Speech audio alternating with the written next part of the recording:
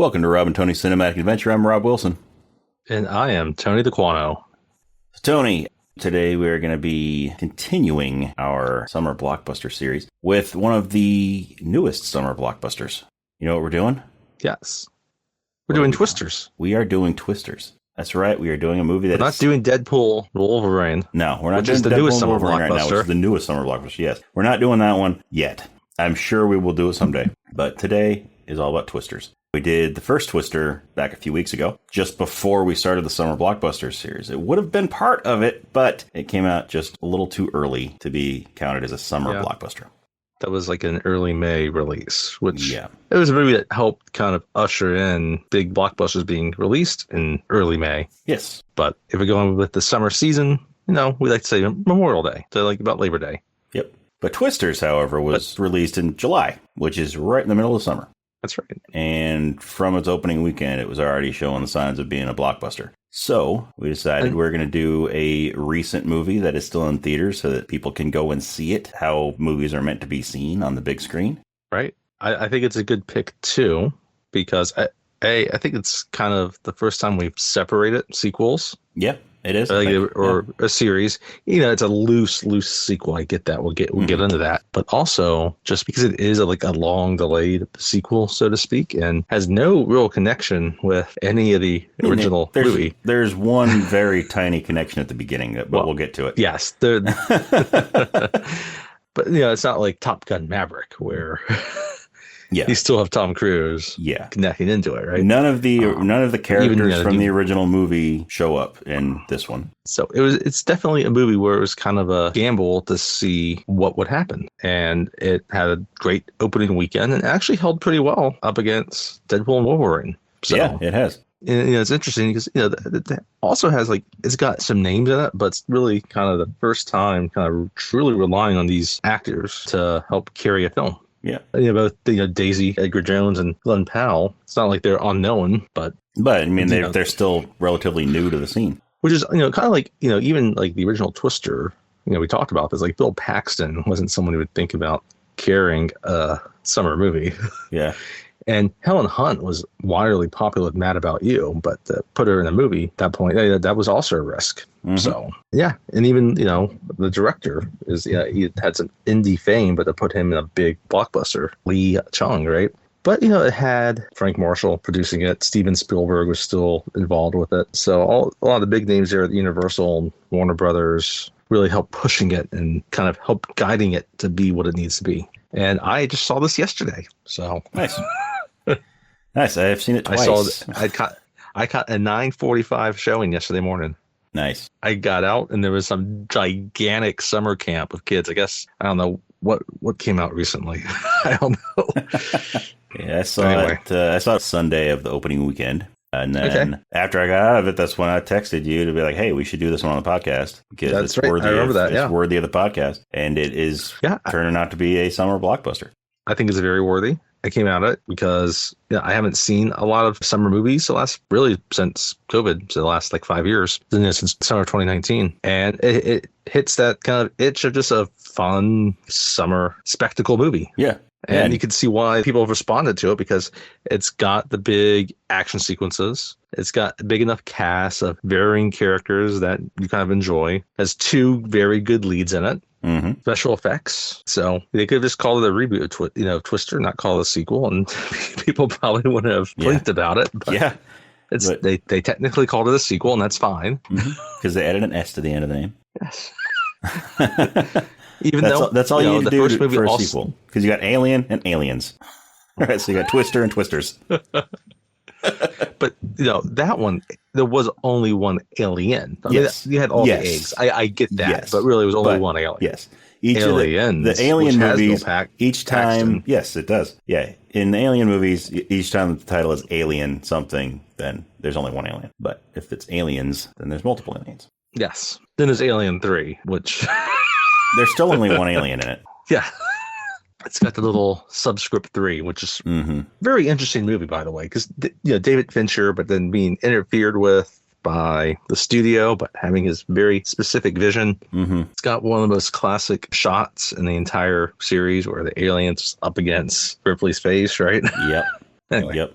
enough about the Alien. But yeah, that's another sequel coming out soon. But we'll do the original Alien at some point. Yes, we will. It's a great movie. One of my all-time favorite movies. But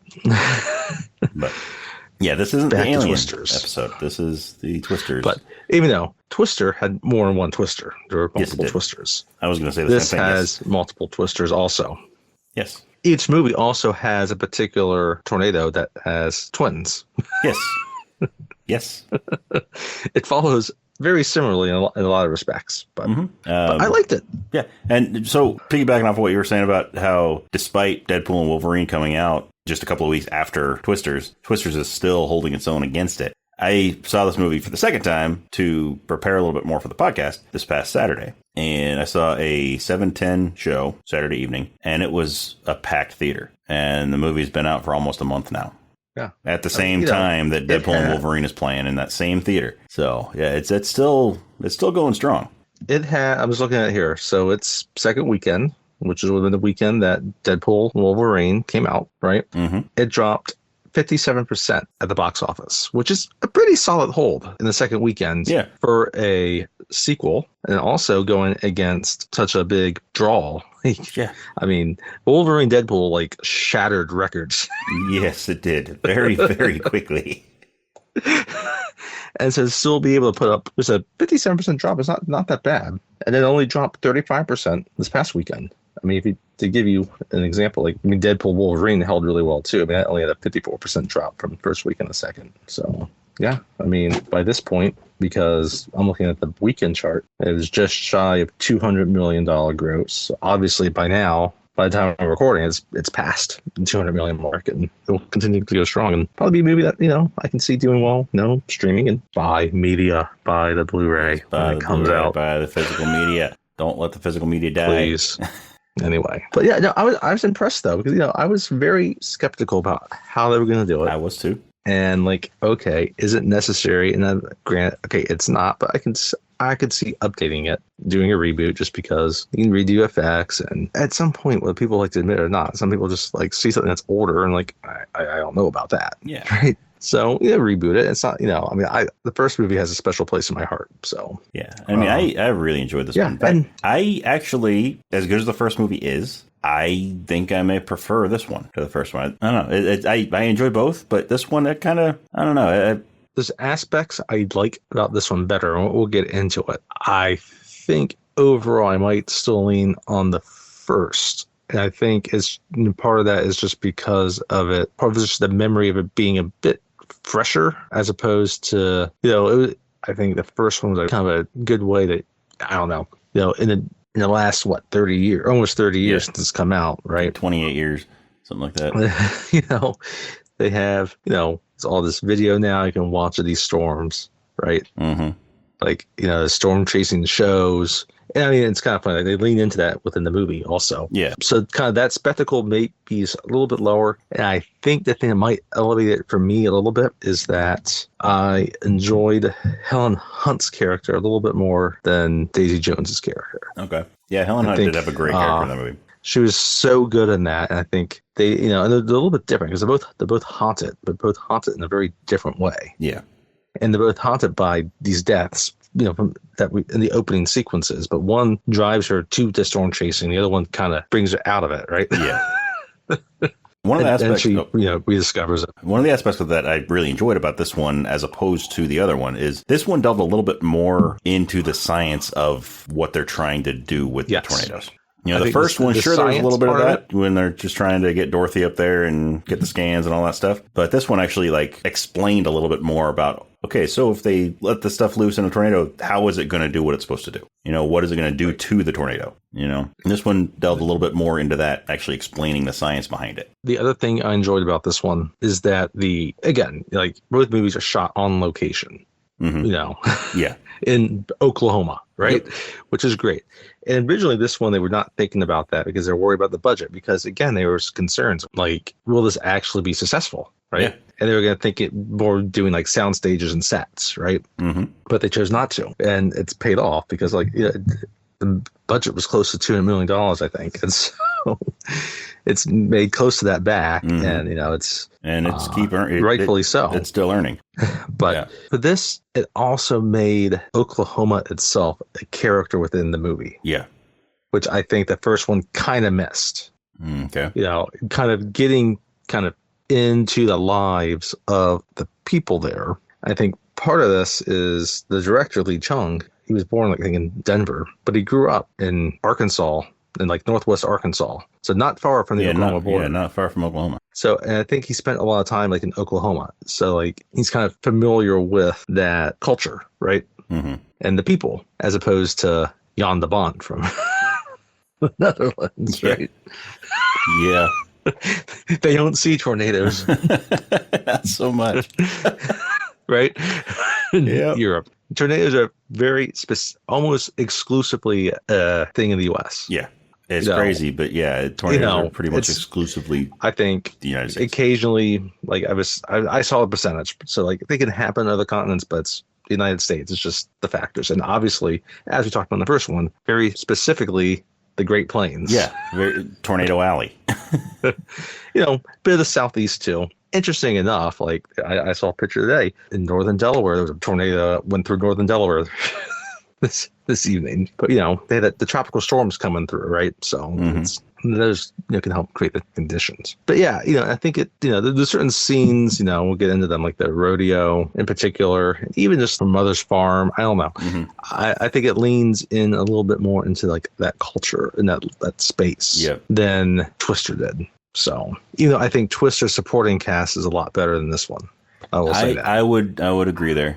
I mean, this one's got some good supporting characters, but they do a good job with some of them. I like all the team that they had. You eventually kind of meet, but it's not quite the same. No, it's you can't replace Philip Seymour Hoffman. No, you can't. There's no Alan Ruck. Rabbit is good. Rabbit is wise. Yep.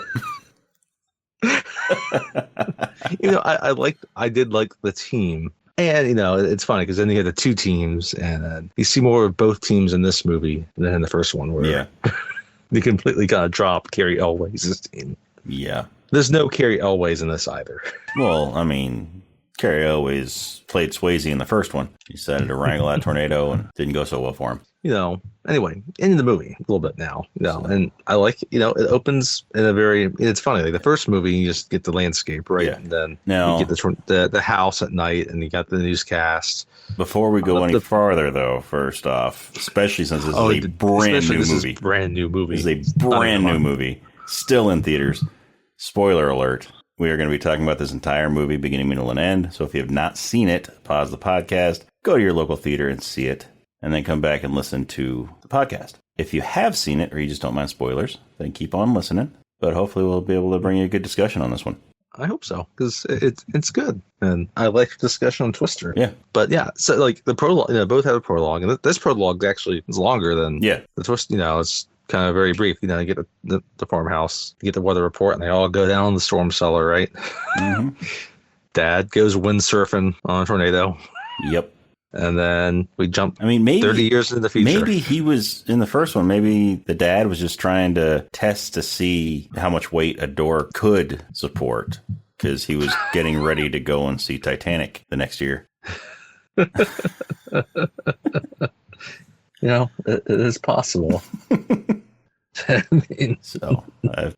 So this one, start out, we got a group of friends that are storm chasers, and they have a particular reason for why they're going after tornadoes. So here's the thing. So we got Daisy Edgar-Jones as Kate Carter. Right. Her boyfriend, Jeb, played by Daryl McCormick, and their friends, Addie, played by Kiernan Shipka, Praveen, played by Nick Dodani, and Javi, played by Anthony Ramos.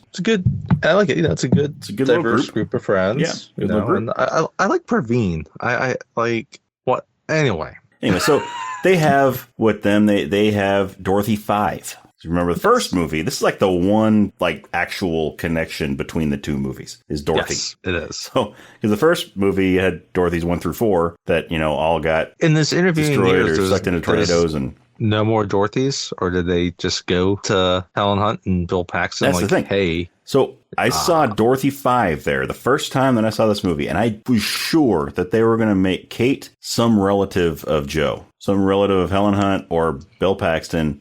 at least not that we know of. I never really thought daughter, because it wasn't really, kind of the same way that Lee Chung was thinking, where, the initial thought was daughter, but then he didn't want Joe to end up being a homebody and hanging around on the farm all day. She was going to be chasing tornadoes for the rest of her life. So that's why he didn't make Kate her daughter. But I thought maybe a niece, something like that. But no, it's actually, Kate is a brand new character that's not related at all to the original characters. So that begs the question, how did they get a hold of Dorothy 5? Right. Because it was built the same as the original Dorothy's were. And she's a student. So, I mean, it's possible there's some connection with the university or labs. Yeah, that's possible. Right.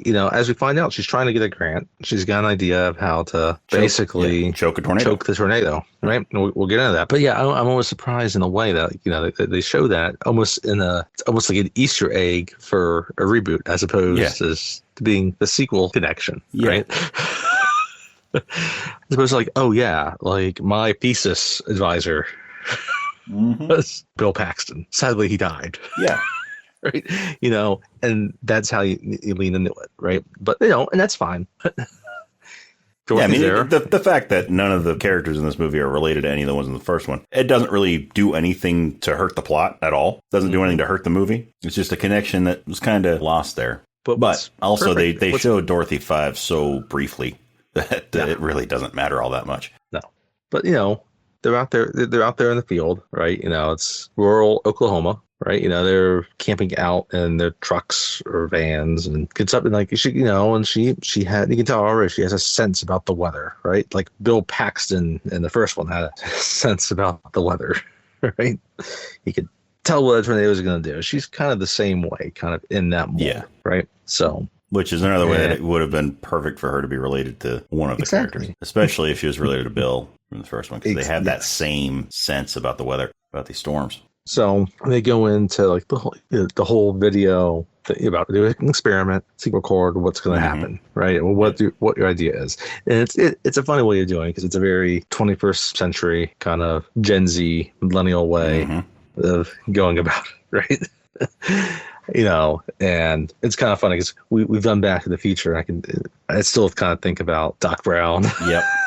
And Marty kind of recording it too for posterity. And then Doc Brown of 1955 is like, portable video system, right? Yeah. All right. And fast forward like 70 years and look at it now, right? It's in your pocket. Yeah.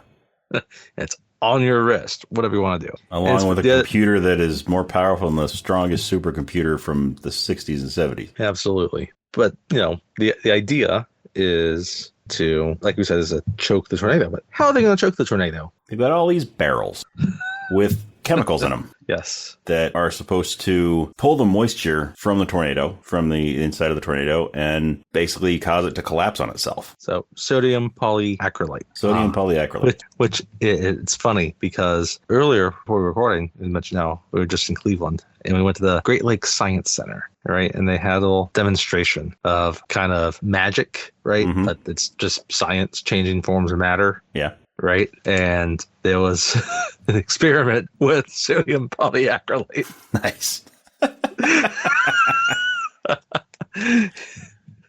Where you can tell that they put the little beads in the bottom of a cup and they poured water into it and it sucks it all up. Right.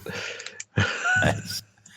Did they choke a tornado with it? They did not. Oh, come on. But as they say in the movie, it's actually something that's very common. It's in diapers. Yeah. Soak up that baby pee. Yep. Anyway. But, the entire idea is to secure more funding for research. Now, what we don't know is when we're watching this, we don't know that this is actually 5 years earlier. Yeah. So then the rest of the movie takes place. She's not driven by her dad windsurfing on a tornado. She is driven by this night. This night that we are about to describe for you. And they have there's a whole thing too where they talk about Dorothy, right? Where now Javi, like he wants to make sure they also get the sensors up from Dorothy into the Javi. right? Because Javi is the group's tech guy. Yeah. And he still also cares about he cares about the data that's being collected too, not just the research being done to how to choke the tornado and the funding for a grant to continue research. He's also actually about the data, and he's the tech guy. Yeah. He's the guy that stands back. Yeah. He's the guy that's way out of the way of the tornado with the computers.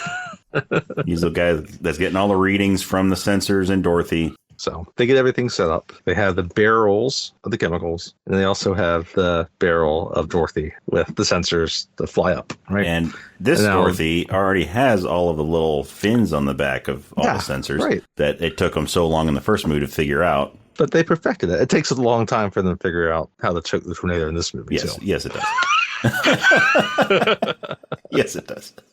It's a good thing they had that data. That helps them. Yes. Not so good for three of them, though. Yeah. So getting into that, they're tracking a tornado. They believe it's an EF1. And so they get in its path. They set Dorothy up. They set their trailer up to release the barrels. So they're heading over there to do it. And as they're getting up to their launch point, they're in the middle of the storm, end up having to swerve around and drive like crazy. The trailer ends up getting tipped over. And one of the barrels just starts leaking all of that sodium polyacrylate. And so they're still in communication with Javi. Yes, they're still in communication with Javi. Reading out the data, and he's reading the radar to them, right? Because this was after they were able to deploy Dorothy before that, right? Yes. So Javi was able. So they were able to successfully deploy Dorothy 5. So all those sensors are flying up in the tornado, giving Javi all these readings. And so he was able to relay the readings to them while they were trying to flip the trailer back onto its wheels and get all the barrels back upright. So they were able to successfully get them upright, but it was too late for them to be able to drive out of the way. The tornado was right on them,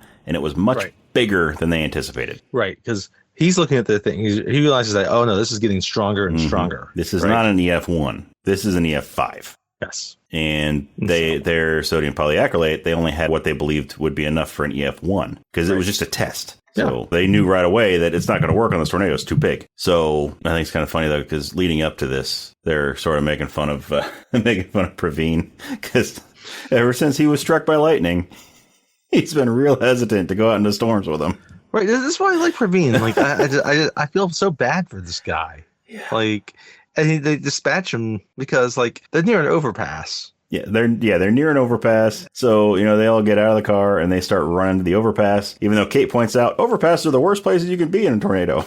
Which is true. Like, I remember being a kid and, like, hearing, like, oh, yeah, just go in under an overpass, right? But it's not necessarily true. Yeah, it's not necessarily true. But also, I mean, their choices were either an overpass or an open field. Or exactly.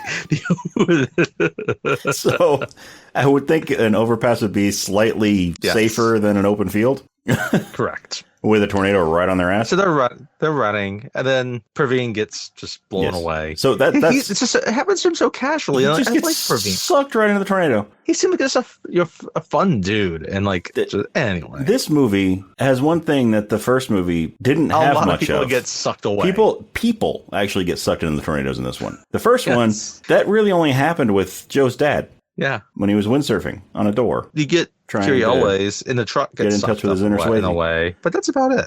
Yeah, but that's in a truck. Like, that's not just like him as a person. Even in some other scenes, you just see just random people get sucked. Like, you don't really see that, like the theater scene in the first one, right? The drive-in theater. You don't really see it. No, you don't. You see aftermath of things, but anyway.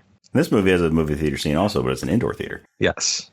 And they're not showing The Shining. They're not sure. They're showing. Yeah, we'll get to that. Yeah. Anyway, it's a good connection with Universal. That's all I'll say. Yeah. But anyway, so they're running to the overpass. Praveen gets sucked into the tornado behind. So up front is Jeb. Kate's right behind him, and then comes Addie, and then comes Praveen. And Praveen just he gets sucked right into this tornado. And so Jeb, Kate, and Addie make it to the overpass. I always just dislike when they talk about someone surviving something like that, like being struck by lightning or whatever, and then they just get killed off anyway. Yeah. Like they're the first one to get killed off. It's like Jeff Daniels in Speed. He gets like shot. Yeah. Right? And then he gets to avoid the bus and all that, and they still blow him up. Yeah. Spoiler alert for Speed, by the way. You'll hear all about that in our Speed episode when we do it. Right.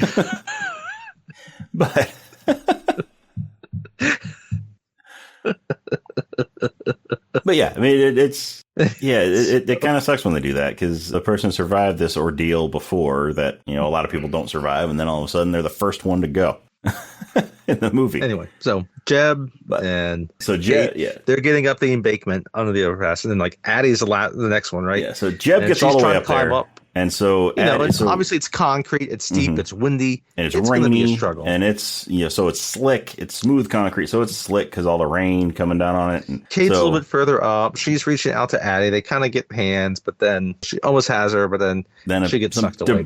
Some debris flies. That's up a debris. That's right. That's right. Yeah, so some debris hits Addie, knocks her out of Kate's grasp, and she gets sucked into the tornado too. So we got Jeb and Kate. Jeb is and during all this, while they're climbing up, Kate gets hit by some debris too in the leg. She gets a big gash on her leg. She gets a nice big gash across her leg. This fissure wasn't here before. Exactly. She gets a fissure on her leg. Right. And then she got, Jeb kind of helps get her like kind of tucked away, kind of between the concrete, like in the steel. Yeah. And then he sort of lays on top of her to protect her, right? To sort of block her from any debris or the wind or anything like that. And then Jeb ends up getting sucked out. Right. So then all Kate can do is just hold on for dear life until it passes. And then, next thing we see is you get more of that aerial shot of everything. It's just devastation. Yeah. Right. Javi is still safe at a safe distance in his van. Yeah. In his van with his computers. Right. And now she's just kind of walking down the road and she's muddy and bloodied and tornadoes passed and you see all the destruction. And then we get to the 5 years later. Yeah. So then 5 years later, New York City. So now she's not a storm chaser. No, she works at the National Weather Service, where she still gets to use her briefly at the beginning, like before all this devastation with the tornado happened. We got a brief glimpse of Kate. She had woken up before everybody else, and she was outside looking at the sky, looking at the clouds. Judging the wind speed. The difference between the wind lower down and the wind up in the clouds, like the cloud movement. Right. So she's kind of you could kind of tell that she's sort of got Bill Paxton's sort of sixth sense about the weather. That sixth sense, that intuition about it. She just look at how things are going. She look at the clouds and the wind and everything else, and And so, working at the National Weather Service, she's called over by one of her coworkers to look at the radar and look at the screen, and she's like sitting there. She starts basically calling what the weather's going to be like just based off the readings. The one guy wants to say, we should issue these watches, and she looks at it no, I think we should hold off. Mm-hmm. It's like this one's gonna die out. This one's gonna blow over here. It's gonna no need to scare everybody right now. No need to worry everybody. And it turns out that those storm cells did exactly what she said they were gonna do. And she was just looking at data on a screen. Right. So then she gets a visit from some guy. Did she get the phone call yet from her mom? I thought there was a scene where she's like on the subway. I wonder if that's before this or after this, where she gets a call, it says home, and she just declines it. That was, I think, before this. Yes. That was when she was on her way to work. Yeah, when she was on her way to work. So, okay. So, anyway, her superior, someone else says some man's there to see her, and then she goes into the office, and there's Javi, and he's all nicely dressed now, and they're talking, and they go over to the local coffee shop. They go down to Central Perk and see, David Schwimmer and Jennifer Aniston and Courtney Cox. And they don't see Matthew Perry. They don't see Matt LeBlanc. They see Matt LeBlanc, but they don't see Matthew Perry. Poor Matthew Perry. Poor Matthew Perry. Anyway. Okay, no, they're not. They're not in the movie. No, they're not. But no, so they go to the local coffee shop. They sort of catch up. Yeah, and, he talks about how, I talked to your mom, but she says you don't speak with her very often. And he says that he was in the military, but now he's joined the military, doing something else. And now, so when he was in the military, he was working with a PAR system. Precision Approach Radar.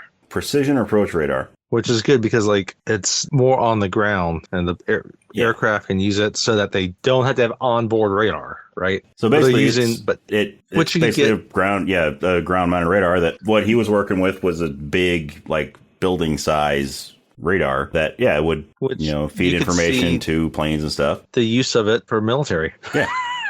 Because the military uses a lot of planes. Yeah, and so he proposes this idea that he has. Using the similar idea to get three-dimensional readings of the tornado as well, right? You put out a team in there and you triangulate three different corners, around the tornado, then you gather that info. Yeah, and so but Kate, he needs her of course, expertise to know about tornadoes. Yes, he needs her and where expertise they to will know about be tornadoes. and where they will go, so they can properly set everything around.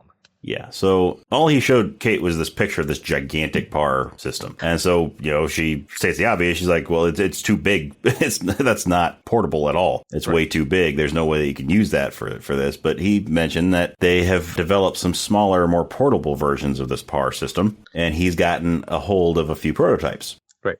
He's got some private investors, or a private investor that actually has it and is using him to operate all of it. Again, the pretense that he's kind of given is that, it's to help real estate developers to have better warning systems for their communities. Yeah, basically the same goal as the first movie. Yes. Just to have a better early warning system. He makes it sound all altruistic. Mm-hmm. Right?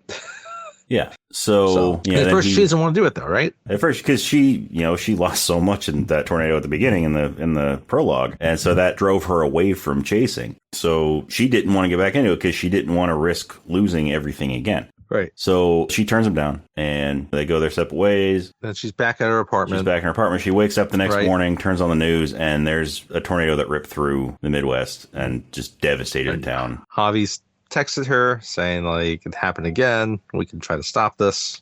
And so she agrees. He was just in their conversation before at the coffee shop. He's like, give me 1 week. And that's what it is. Just come out, give me 1 week, and then you can come back to New York. You can do your thing, but just give me 1 week. So the first movie, Twister, Bill Paxton leaves the field. They never really say why he leaves the field in the first movie. And he comes back to be a meteorologist. No, that's why. That's why in the first one. He left to become a meteorologist. Anyway, but why? Yeah. I mean, you could tell he loved it. So he's the extreme. Yeah, he's the extreme. So, but he goes back to get divorce papers signed. Yeah. And then Dorothy's there, and he gives 1 day. Yes, he gives 1 day. And then all that stuff in the movie happens in 1 day. She goes back, gives 1 week. Yes. Yeah, so Kate, after Javi texts her and all that, then she, agrees to go for 1 week. And so she gets to Oklahoma, meets up with Javi. Javi introduces her to his team. They're at like a truck stop. These white polos. They got a little blue and black in them. Professional trucks and vans. And they're at a truck stop, very much like the truck stop in Twister, right? And each of their trucks on their team, by the way, the trucks and van, they're named after different Wizard of Oz characters. So Javi drives the Lion truck, and then there's Tin Man, Scarecrow, and Wizard. Wizard is the technical van with all the computers and whatnot. Yeah. So, they get there, and once he's there, all these other people show up. But most of the people on Javi's team aren't really that important. No. I mean, no, they're really not. I mean, they've got probably the most important member of Javi's team is Scott, played by David Cornsweet, the new Superman. Yes. And he only exists there for the most part. For, most of the movie is just to not trust. Yeah. I mean, he's a douche. He is a massive douche. You can tell. He's, he was, probably not even from the Midwest. No. He's probably from like Chicago or the Mid-Atlantic, went to some prep school, very upper middle class, and got into this, and now he's there. Anyway, so. Yeah. But anyway, we're not going to talk a lot about him other than that. He's not trusting her this entire movie. And thinks she's doing everything wrong and that she doesn't know anything and that he's a douchebag. Yeah. We'll talk about him later because I'm very angry about what happens with him later. Now, I will tell you this. David Cornsweet plays a douche very well. This movie shows that he can play a douche very well. Because, he's that character that's put in this movie as somebody that you just hate. Yeah. He's almost like the Cary Elwes character in the first one. Oh, yes. But doesn't meet the same fate. Don't get me started. Don't get me started. I mean, since we're like, I guess only he's spoiling that part. He's douchier than Cary Elwes in the first one. If you're gonna just casually have Praveen get sucked up in a tornado, but this douchebag, why not do that with Scott too? Because there is one thing, was not any satisfactory deaths in this movie. Maybe there's a couple. I guess we'll get into that, but in terms of poo and brutality, it's not there. Anyway, But they're at the truck stop, and now all these other trucks come in, and some of it's just random people that just want to be like sightseeing. But there's also another crew that are YouTubers, and I like this aspect of it because, like, me too. This is a thing, and it makes sense for the current culture and generation that there's people that will do extreme things like this, and it's on YouTube, TikTok, wherever, and. Yeah. So this group of tornado wranglers led by Tyler Owens, played by Glen Powell. Yeah. But he's far and away, he's amazing in this. Yes. Glen Powell is excellent. Fantastic in this movie. And it's kind of funny looking back at this now. I kind of remember when he was just only in a few movies, as a teenager, 20 years ago, like Fast Food Nation. He was also in Spy Kids 3D, right? And he's just slowly kind of developed into a leading man, right? Yeah. And part of that, is thanks to Tom Cruise with Top Gun Maverick. Yeah. Because he seems to have sort of mentored him in Hollywood, basically. Yes. From what I understand. And sort of helped him to be able to lead a movie. Right. And it's interesting, I think he fits well within this also because he's from Texas. He's from Austin. Right. And so he kind of fits the character well within that regard, too. He knows how to play it so well. Yeah. Now, his character is from Arkansas. Yes. But Glen Powell is from Texas. So represent Texas. I was born in Texas. Wasn't raised there, but I was born there. God bless Texas. Yeah, but they're tornado wranglers, and they have T-shirts, and they're kind of wild personalities when you see them, right? Yeah, they come in there. Yeah, they're selling T-shirts and mugs, and all this swag. This is kind of funny, it's kind of predictable what's going to happen. That's fine, because again, the initial movie is you have this one team that kind of has a ragtag type of team, right? Mm-hmm. It has. Includes Philip Seymour Hoffman, right? But you have a guy who has a camper on his truck. There's a camper here, right? Yeah. It's all these very normal-looking people. And then they come up against Carrie Elway's team, and they got the thing. They have the funding. Nice uniforms, the funding, right? And so it's kind of just swapped. They swap it. And you can it. Understand that, okay, she doesn't like this guy at first, and Javi's kind of painting them in kind of a negative light. But you can realize, what? They're probably not that bad. And that the people that are funding Javi, is not as good. So Tyler Owens is a self-proclaimed tornado wrangler. He's basically a cowboy that chases tornadoes. Right. And he's got a crew that, they have a drone that they fly as well. Which is really cool. It is really cool. They got fireworks in the back of the truck that they shoot up in the They got we don't see that yet. Pipes on top of the truck that launch fireworks and like that. But and it's such an interesting motley crew too, because you kind of got a hippie girl with dirty dreadlocks. You got a middle-aged African American man with a white beard, Dexter. Right. You got sort of a stoner type guy with Boone.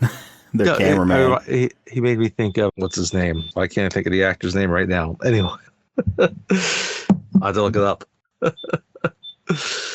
don't know why I'm looking up this movie. Then we also got Danny, who's sort of I don't know, how would you describe Danny? John Hawkes. He reminds me of John Hawkes. Okay, yep. And then there's Danny's kind of just sort of a mixture of a few different people. She's sort of a mixture of people there. And there is a fifth member, the journalist Ben. Yes, Ben. Who's there because, he's a British journalist who is there doing a story on Tyler. On Tyler, because he's very popular. He's got a popular YouTube channel. Tyler has an extremely popular YouTube channel. And Ben is very British.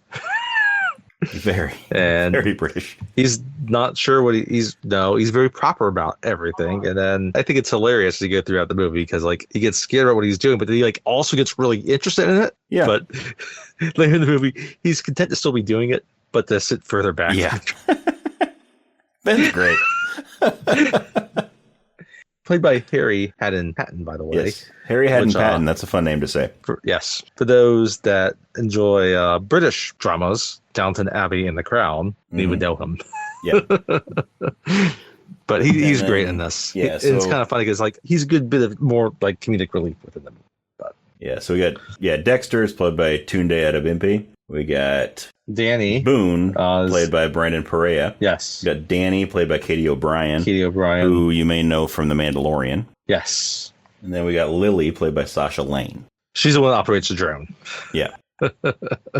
which is very cool. So it's all them. And it's funny. Then we get to the scene and Tyler and Kate kind of meet each other there. And yeah, so Javi, so there's two storm cells, one to the east, one to the west. And Javi and his crew are trying to figure out which one they need to follow. And so Scott pulls out the tablet and he's like, well, we should go after this one because this is all the readings are good. And so Javi goes to Kate and he's like, this is why you're here. Go do your thing. So she kind of walks off, away from the truck stop a little bit over to the little field in the corner. This is very much like the scene in Twister before we get like the first, first one where the truck stop and Billy's out there. He's by himself and he's looking up at the sky and he's testing things out, right? Yeah. So she walks out there. There's a dandelion in the ground. So she picks it, pulls the seeds off it, and sort of lets them go in the wind to sort of test how the wind's blowing. The wind direction as opposed to the cloud direction.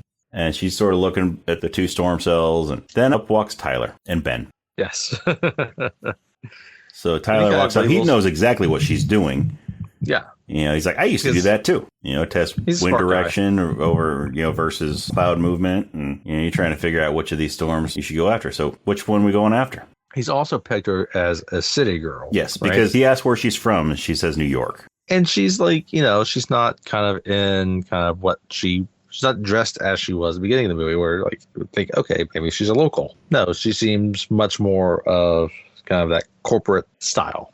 And she starts talking about both of the cells. But she wants to lead them to the wrong cell because she wants exactly. The right cell. Because she only has the information Javi's given her about Tyler and his crew, but they're just thrill seekers that just want the likes on YouTube, the views. Like us on YouTube, by the way. Yes, please.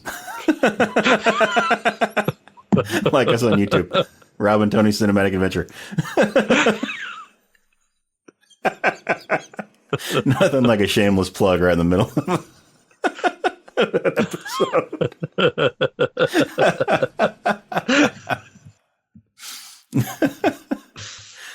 But anyway, so, the storm to the west looks a little bit better. Storm to the east, she's talking about how the cap's not going to break and all this. But there's more potential at the one to the east. Right. And so, in order to try to throw Tyler off the trail, she says they're going to the one on the east. And then she starts heading back. And Ben, he's like, because at this point she had told them that her name is Kate. And so Ben's like, what's your surname in case I want to include you in the article? It's like just Kate, right? Kate's enough. Yeah, Kate's good. Which is important because, she becomes more of the story, which we'll get into that. But she's, again, throwing them off. She's actually going to go the opposite direction. Yeah, so she goes back to Javi and his crew, and she's like, let's go to the west. And so they get all in their trucks, and they start driving off just as Tyler is getting his crew together to go to the east, and they notice that Javi and everybody are going to the west. I mean, she had to expect that they might actually see them go to the west. Yeah. Unless she thought that they were too stupid to know directions. Yeah. So they don't even bother to go east. They just follow Kate and Javi to the west. And they get out there, and there's a tornado. And so Javi and his crew, Javi and Kate, are in the lead truck in the Lion, and then we got the other crews in, the rest of the crew in their respective trucks and the van. They end up getting around this tornado, and two of them set up their power systems where they're supposed to. And when Javi and Kate get up there, well, first off, when on their way to it, they get cut off by Tyler and his crew, and that's right. Sort of a. They end up sort of having a little drag race, trying to get to the. We've seen this before. First one's getting to the tornado. Yeah, we've seen this before in Twister. But yeah, so they get two of the pars set up, and when it comes time for Kate and Javi to set up their par, then they stop the truck. Javi's waiting for Kate to let them know where to go because they can't be too far away. They got to be within 30 meters of the other two pars. And so he's waiting for her to let him know where to go, and she's like, "Okay, go here." And so they stop there, and they get out to try to set it up, and Kate chickens out. They go around to the back of the truck, open up the tailgate, start pulling out the power system, and Kate runs back in the truck and gets back in the driver's seat. And so Javi gets in the passenger seat, and she drives off. Javi thinks that she's taking him to a better vantage point. No. But no, she's taking him out of the path of the tornado. She has an anxiety attack. Yeah. She's having flashbacks to what happened 5 years ago. Last time she saw a tornado, she was in the middle of one where her closest friends got sucked away. Yeah. It makes sense. Yeah, so it's completely understandable that she'd have a panic attack right now. And she goes off and Javi gets out to go set up the par and realizes that they're too far away. So he's upset, but he understands. He's like, we'll get the next one. Then, Tyler's crew kind of drives in at this point. Mm-hmm. And they're driving right straight toward the tornado. And what we didn't mention before real quick, at the truck stop, Tyler has a catchphrase. Oh, that's right. Tyler has a catchphrase. If you feel it, chase it. So, yeah, that comes into play later. But right. But yeah, so if you feel it, chase it. But anyway, so they trace right into it, mm-hmm. and then now they drive straight toward this tornado. Are looking at the tornado, and he's kind of upset, and then all of a sudden fireworks are going. Well, no, first off, so they're driving straight toward it, and you got Boone with his tablet. He's filming everything, right. And they're jumping back and forth between the different trucks and vans and stuff in their group for their YouTube channel. And all of a sudden, Tyler just starts telling everybody to harness up. So they start putting on harnesses, and Ben's sitting in the back seat. Wondering what's going on. Ben, put your harness on. They're driving straight toward this tornado. He has no idea what he signed up for. No idea what he signed up for. So they drive right into the tornado. And then you just see fireworks going straight up and exploding up in the tornado. You can see why he's a YouTube sensation. Yeah. But, it's because he's got that daredevil mentality, mm-hmm. the theatrics. But he also knows, as you find out, he knows a lot more about tornadoes than you think he does. Yeah. So, then after the tornado passes, then he gets out. He's like, so we had a question from one of you. Can you shoot fireworks into a tornado? And the answer is, yes, you can.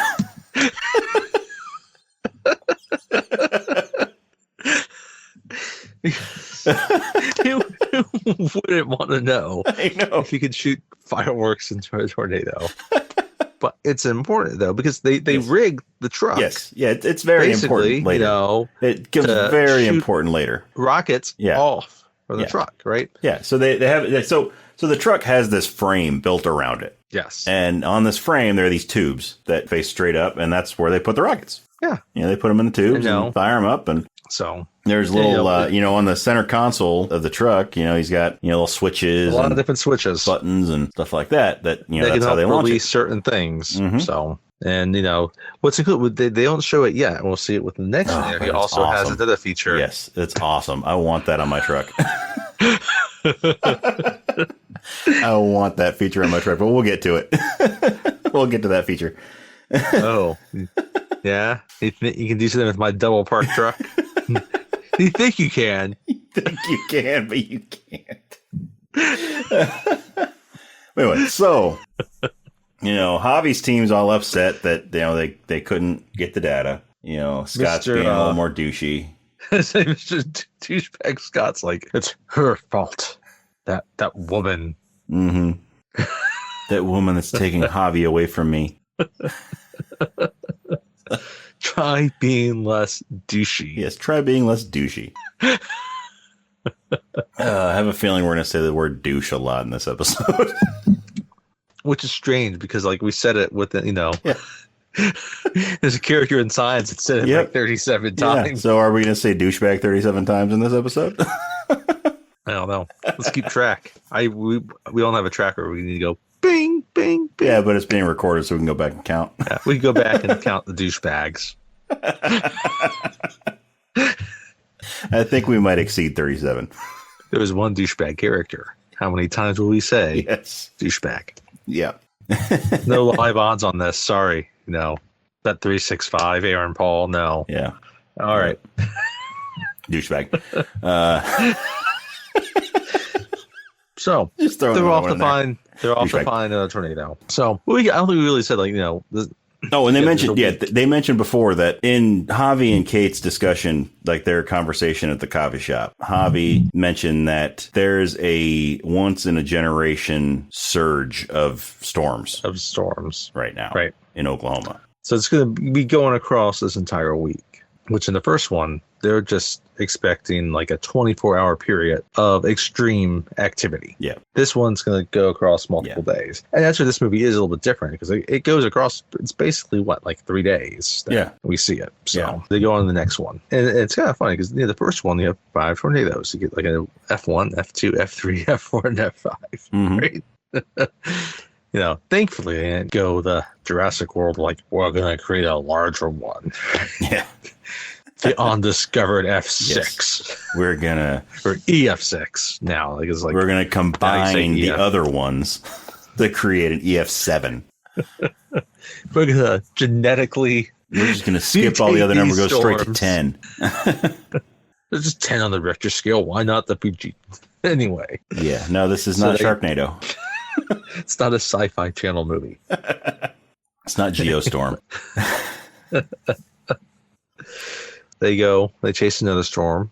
And it's kind of funny. This storm is a lot like the second storm in the original. This is twins. And that is twins or a satellite tornado, right? Yeah. And they see this early on. And they're like, okay, well, which one's going to be the better one to track? Better one to track. And all of the signs are showing the one on the right. Yep. And so they're all like, we're going to the one on the right. And then Tyler and his crew, they see the same ones and they're seeing the same signs. And they're like, okay, we're going to go to the one on the right. And then... But then before they are going to break off... The last second... Kate is looking at the wind blowing on the wheat. Yeah, they're driving by a wheat field. And so... Yeah, Kate's looking at the wind that's blowing the wheat and, the direction of that as opposed to what's going on with the clouds and the tornado and everything. And she sees that the wind is just right going across the wheat toward the one on the left to give it just what it needs to sustain itself. Yes. And so at the last second, they veer off to the left and... Tyler keeps going right. Tyler goes right. He and his crew are like, oh, she picked the wrong one this time. Because at this point, they're kind of thinking about getting the video. Yeah.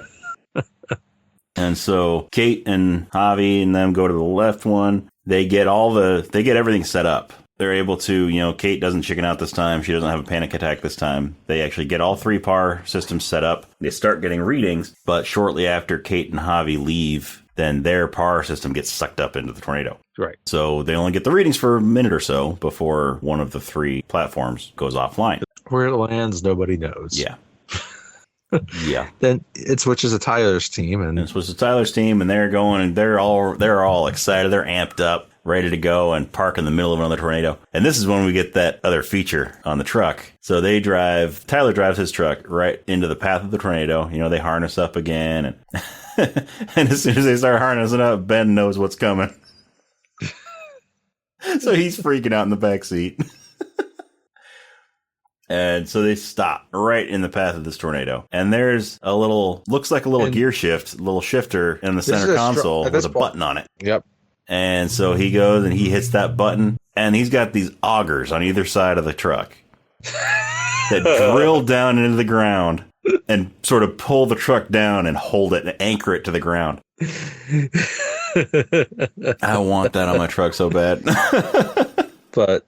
just as it approaches. Yeah, just as the tornado approaches, it's about to go right over him, and it dies right before it gets to him. And then they see that the one that Kate's team is still going strong. Mm-hmm. Now, unfortunately, is that we realize that it is a stronger tornado, right? Yeah, it's going to approach a town.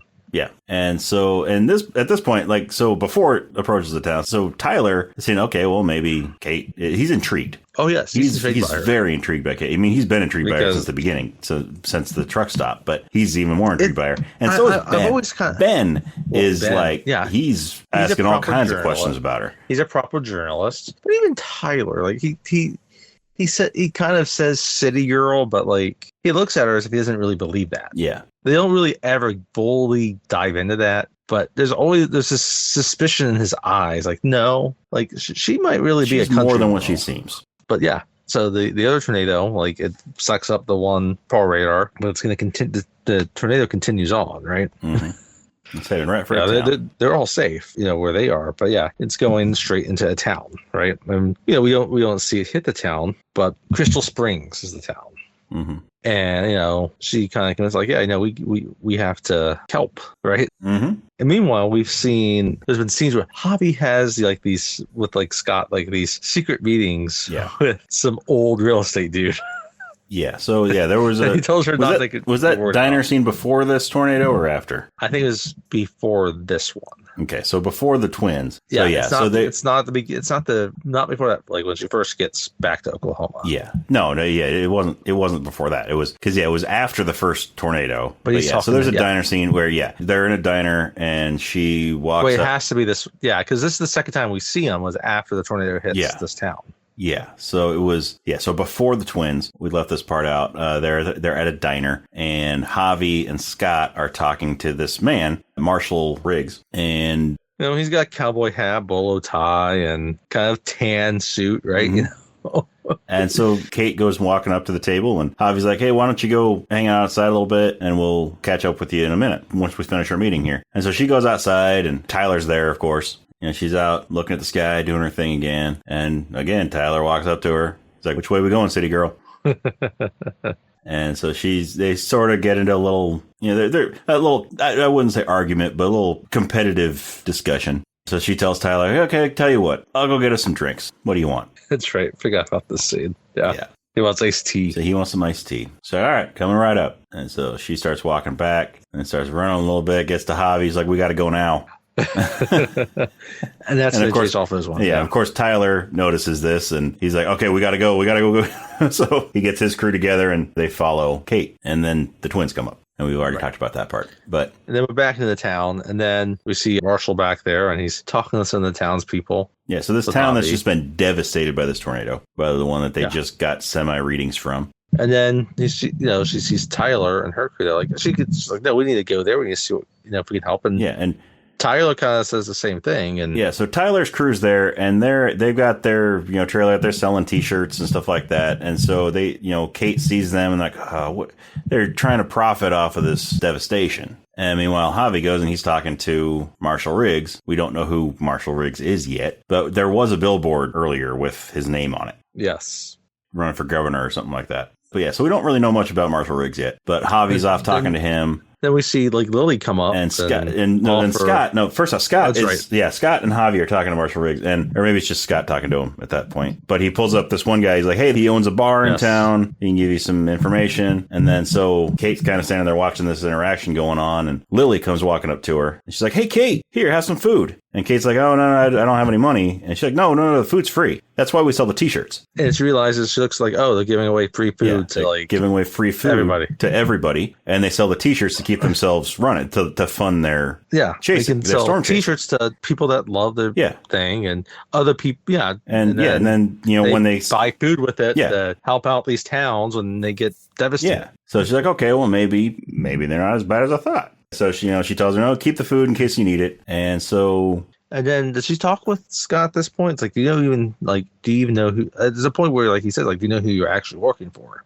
Well, that's not till later. That's what I thought. Because that night they're at a motel. Everybody's staying at a motel. They're all staying at the same motel. Or no, we missed a motel night before. We did. That's the thing where it gets confusing. Yeah. Because there's multiple nights. Yeah, there's multiple nights. So the first night. The very first night after that first tornado. So this is before the diner scene. That's when he says that. Yeah, this is before the diner scene. We apologize. Mea culpa. It's a brand new movie. We're douchebags. Tony's seen it once. I've seen it twice. So we're probably going to be all over the place on this movie.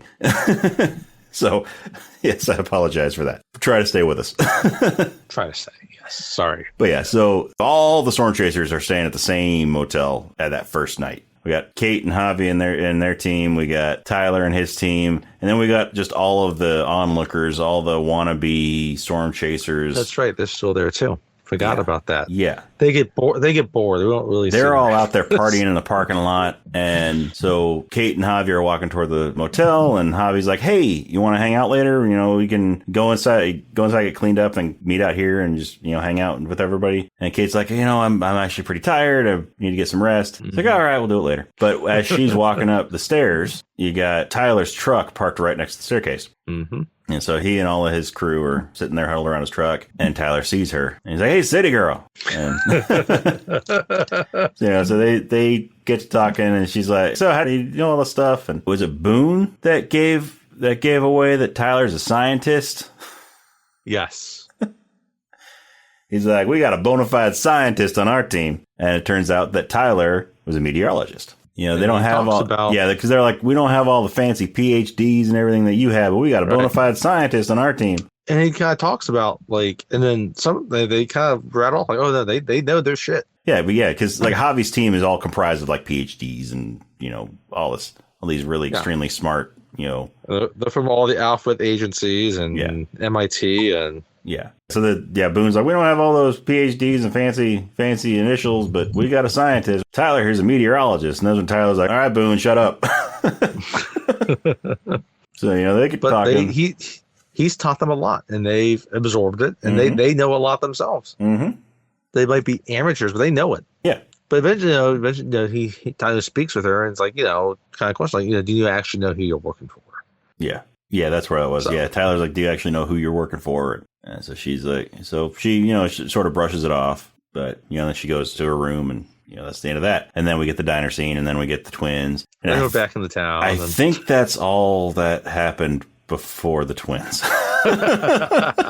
Before the town. I think so. So, all right, so the town. But then, you know, she does end up finding out that they get back kind of like to the hotel again. Yeah, so it's a different motel this time. Yes. Because this one, so this one, so the second night, she's in her motel room, which is out by the rodeo. She's seen Marshall talking to these people in the town, and she sees that, oh no, like they're giving away. You know, they're giving food Tyler and his water. People are giving away food and trying to help these just people. Lost everything. Yeah. And so she goes online and she looks him up and realizes that he's like a real estate investor. Yeah. Yeah. Marshall Riggs is a real estate developer and he's, basically she pieces together that, you know, he's taking this data. He's buying their houses after they've lost their houses and property, right? Yeah. You know, so on the cheap while they're vulnerable and then building new development. Yeah. So basically, he's taking all this PAR data that Javi and his crew that he hired them to get, and he's using that to help him get the cheapest prices on land to profit off of it's always this about devastation. Cheap land. Always about cheap land. You know, if this was a Scooby-Doo episode, he would be the ghost. It's always the real estate developer. And I would have gotten away with it if it wasn't for you meddling kids. And that dog, too. And your marijuana. Hey, it's sandwiches. And Scooby snacks. What was in those Scooby snacks, though? Yeah, those are special snacks. Shaggy made sure of that. But yeah, so shortly after... Tyler shows up to her room. Yeah, shortly after she finds this out about Marshall Riggs, there's a knock on the door, and she answers it, and it's Tyler standing there with a pizza. He's got pizza. Yeah. And so he's like, I heard you were staying by the rodeo because right across the street, there's a rodeo going on. It's Oklahoma. Yeah, it's Oklahoma. So there's always a rodeo. I love this scene. This is actually one of my favorite scenes. Me too. Before the tornado that comes. Yeah, me too. Because there's always an outdoor event in a Twisters movie. Yes. And then a tornado comes when they're not expecting it. Yeah. So anyway, he's like, hey, I thought you might be hungry. Brought you some food. So she's like, oh, thanks. She grabs the pizza, shuts the door. Goes and sits down on the bed, flips open the box, and then before she grabs a piece of pizza, she's like, she starts thinking to herself, okay, well, maybe I should give him a chance. So she opens up the door again. He's still standing there. He's waiting for her. Yeah. So Tyler and Kate go over to the rodeo. Tyler thinks that he's introducing Kate to the rodeo because he thinks that she is still. He thinks that she was born and raised in New York. It's not her first rodeo. Not her first rodeo. And she even says that. This is not my first rodeo. Yeah, so they're sitting there, they're talking, getting to know each other, and Kate reveals that because he calls her City Girl again, and she's like, you keep calling me that. You know, you don't realize I'm from Sapulpa, just a couple hours away from here. I was born and raised in Oklahoma. I love how they use real Oklahoma town names here too. Who use anything, right? Like most people, if they're not from Oklahoma, they're Tulsa, Norman, Stillwater, Oklahoma City. Mm-hmm. And that's about it. I would know more because I studied a lot of maps. Yes. So I would know. Tony is other places. He's an atlas. Tony is a human atlas. So. But they use your towns. We used to call them MapQuest. So, yeah. Back when you had to print off your directions. We didn't need to print out directions. We had Tony in the car. He knew where we were going, even if he'd never been there before. I was like, Rabbit. Exactly. If you're ever on a road trip, you want Tony as your navigator. Just saying. Yeah. Anyway.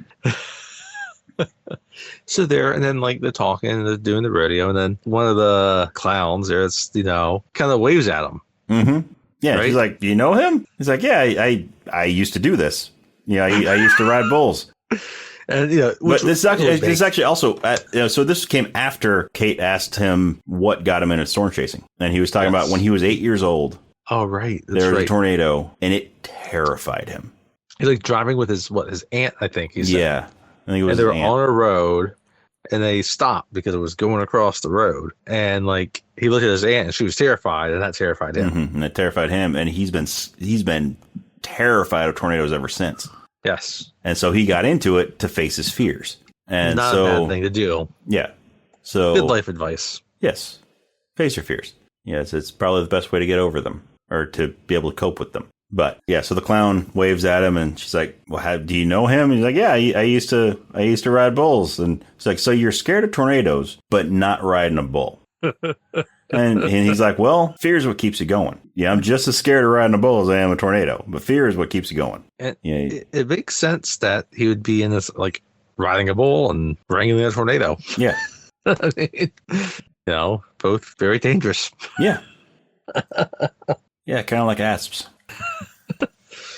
You go first. But anyway, so go back and watch our Raiders of the Lost Ark episode. Oh, listen to it. If you watch it, you'll just be seeing the cover art. You're just seeing our cover art. Yeah. Which is fine if that's what you want to do. Which is fantastic cover art, by the way. Props to Sarah Bilhimer for drawing that.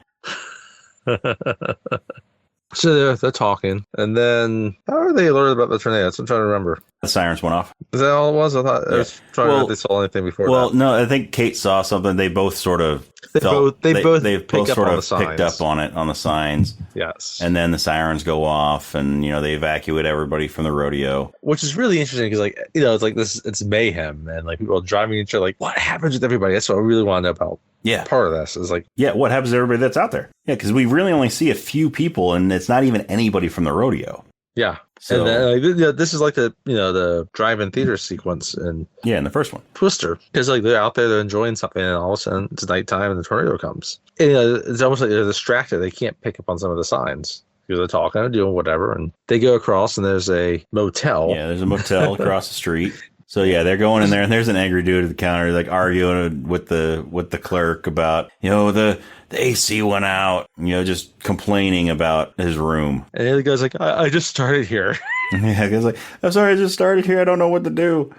And so there's a mom and her daughter that are also there, and they're trying to check in, and so Kate and Tyler get in there, and there's this other woman there's this other woman that's sitting over, that works there, that's sitting over on the side, or at least I would imagine she seemed like she worked there, but. So so Kate and Tyler get in there, and they're like, "Okay, is there a basement here? We need to get down to the basement. There's a tornado coming." And the girl that's sitting off to the side is like, "There's no tornado. It's like 9 times out of 10, it's just the sirens." And but the mother and daughter are listening to every word they're saying. They're starting to get kind of scared, and it should be pretty clear at this point. Some shit's about to hit the fan. Yeah, it's like, because that's what they say. It's an F4, and like it's very close. Like they should be hearing all the wind and like So anyway, there's no basement. There's no basement because it's a motel. But I get it. Kate sees that there's a pool that's been emptied. There's an empty pool. So she's like, "We need to go there." And so they get at this point the sign gets blown off and gets thrown through the window, and that convinces the one girl that there is a tornado out there. So they get everybody to follow them out toward the pool. And then that girl and then the other guy, they get in the girl and the angry guy together, and they see a pickup. Then they get into the pickup to try to drive away. Meanwhile, Kate and Tyler are like, "Do not get in the truck." And so as they're driving away, they get sucked up into the tornado. And then good, yeah, I don't like them. They anyway. Yeah. So Kate and Tyler and the mother and daughter and the clerk, the desk clerk, they get in the pool. They get down to the pool, and there's a little alcove area there where all the pipes are. I'm not sure. Yeah, I guess it's the pipes. Yeah, it's the pipes. And so, they direct the mother and daughter over there, tell them to hang on to the pipes, hang on tight. Debris just falls straight in the middle of the pool. Mm-hmm. And the clerk's on the other side of this. Yeah. So And Kate. Tyler's trying to go back to get them. Kate and Tyler and the mother and daughter are all at the pipes holding on. And the debris falls in. I think it was a sign. There's a sign, A big sign. And falls Tyler in kind there. of crawls back. He's not walking up. Like, he's crawling. Yeah. Because He's staying he keeps completely yelling low at to the the guy. ground. He's like, "Stay low! I'm coming to get you." And so he's crawling out there to the guy, and he's almost got him, but the guy ends up getting blown back a little bit more because he tries to stand up. And he gets sucked up. And like, again, again, perfectly nice, innocent sounding guy. Just like, and doesn't listen to the expert. Anyway, so Tyler gets back. He's able to get in the enclave just in time, and blows through. It comes back, and then I guess she's able to get information back over to Javi that where she was after the tornado's like blowing through. He comes. Well, first off, so no, before all that, well, after the guy gets sucked out, then a trailer falls down. That's right. Into the pool and is like sliding toward Tyler. And so he's got to crawl as fast as he can back to the pipes. Yeah. And he gets up, he's able to get to the pipes just before the trailer smashes down and sort of blocks the opening where they are. And so he's there huddled over Kate, just like Jeb was at the beginning. Yeah. And so Kate's there. You can tell she's remembering what happened at the beginning of the movie, the prologue, and she's just freaking out. But Tyler's there. He's right there covering her, and he doesn't get sucked out. So Thankfully. Tornado passes, and they get out of there, and Tyler's crew comes to him. Complete devastation. Yeah. Tyler's crew comes, and they're like, "How do you survive it?" And he points down to the pool, like, "We were in there." It's like, how do you do that? And he's like, "It's all Kate. It was all her." So then Javi and his crew come. They're talking. We see the mother and her daughter. They're there. They're back in the ambulance, and they got the blanket on them. And Javi comes, and she starts questioning Javi about who Marshall Riggs is. Do you know who you're working for? Do you know what he does? And Javi's trying to justify it. He's like, "I got into this for all the right reasons, but then we needed the funding to be able to get this power stuff going on." And then, like the big boom comes where he blames her for the death of their friends. Yeah. It's like, I lost them too. Mm-hmm. I carry that with me every day also. Yeah. So Kate does the only logical thing and steals his truck. And drives to her mama. And drives to her mom's house in Sepulpa. And she still knows where the key is. Yeah. Under the flower pot. So she drives it. So she goes in there, just walks into the house, pours herself some water. So chill. Yeah. Yeah. Doesn't announce herself when she walks in. She just puts it in the fridge. Goes in, opens up the fridge, pulls out a pitcher of water, pours in the glass. And then she hears her mom sort of walking around and say, "It's me, Mom."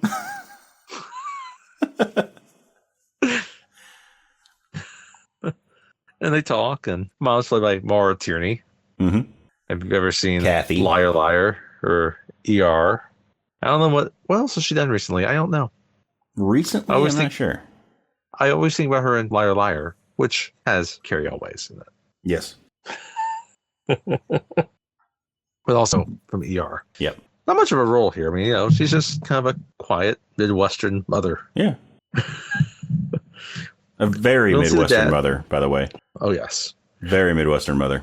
But we know we're the divorced. Dad died. We don't know. Yeah, we don't know. We don't know what happened to Kate's dad. They're in a farmhouse in Oklahoma.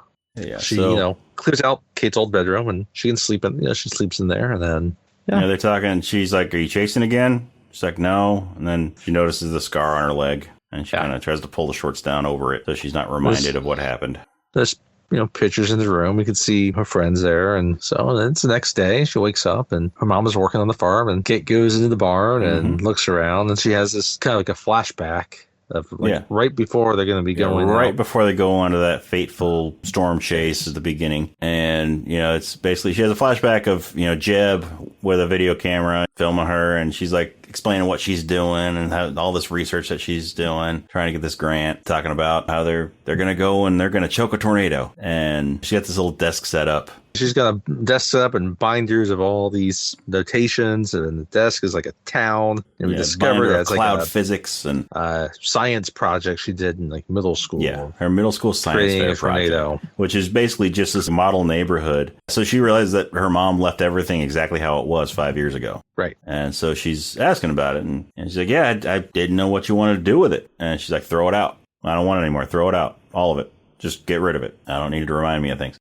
Kathy kind of brushes that off. Then Kate goes over to the middle school science fair project. The little town it's got a big fan over it. She flips a switch and the fan starts up and it starts creating model houses. This tornado that's just flipping over these model houses. It's a really impressive science fair project, especially for a middle school project. Yeah. High school project, okay. Middle school. Which it reminded me of, I'm sure I've mentioned this one in the Twister episode, but when I was growing up, every year for the science fair, going through each of me and my siblings, I was the last one to do it because I'm the youngest, but each of us did a science fair project on tornadoes.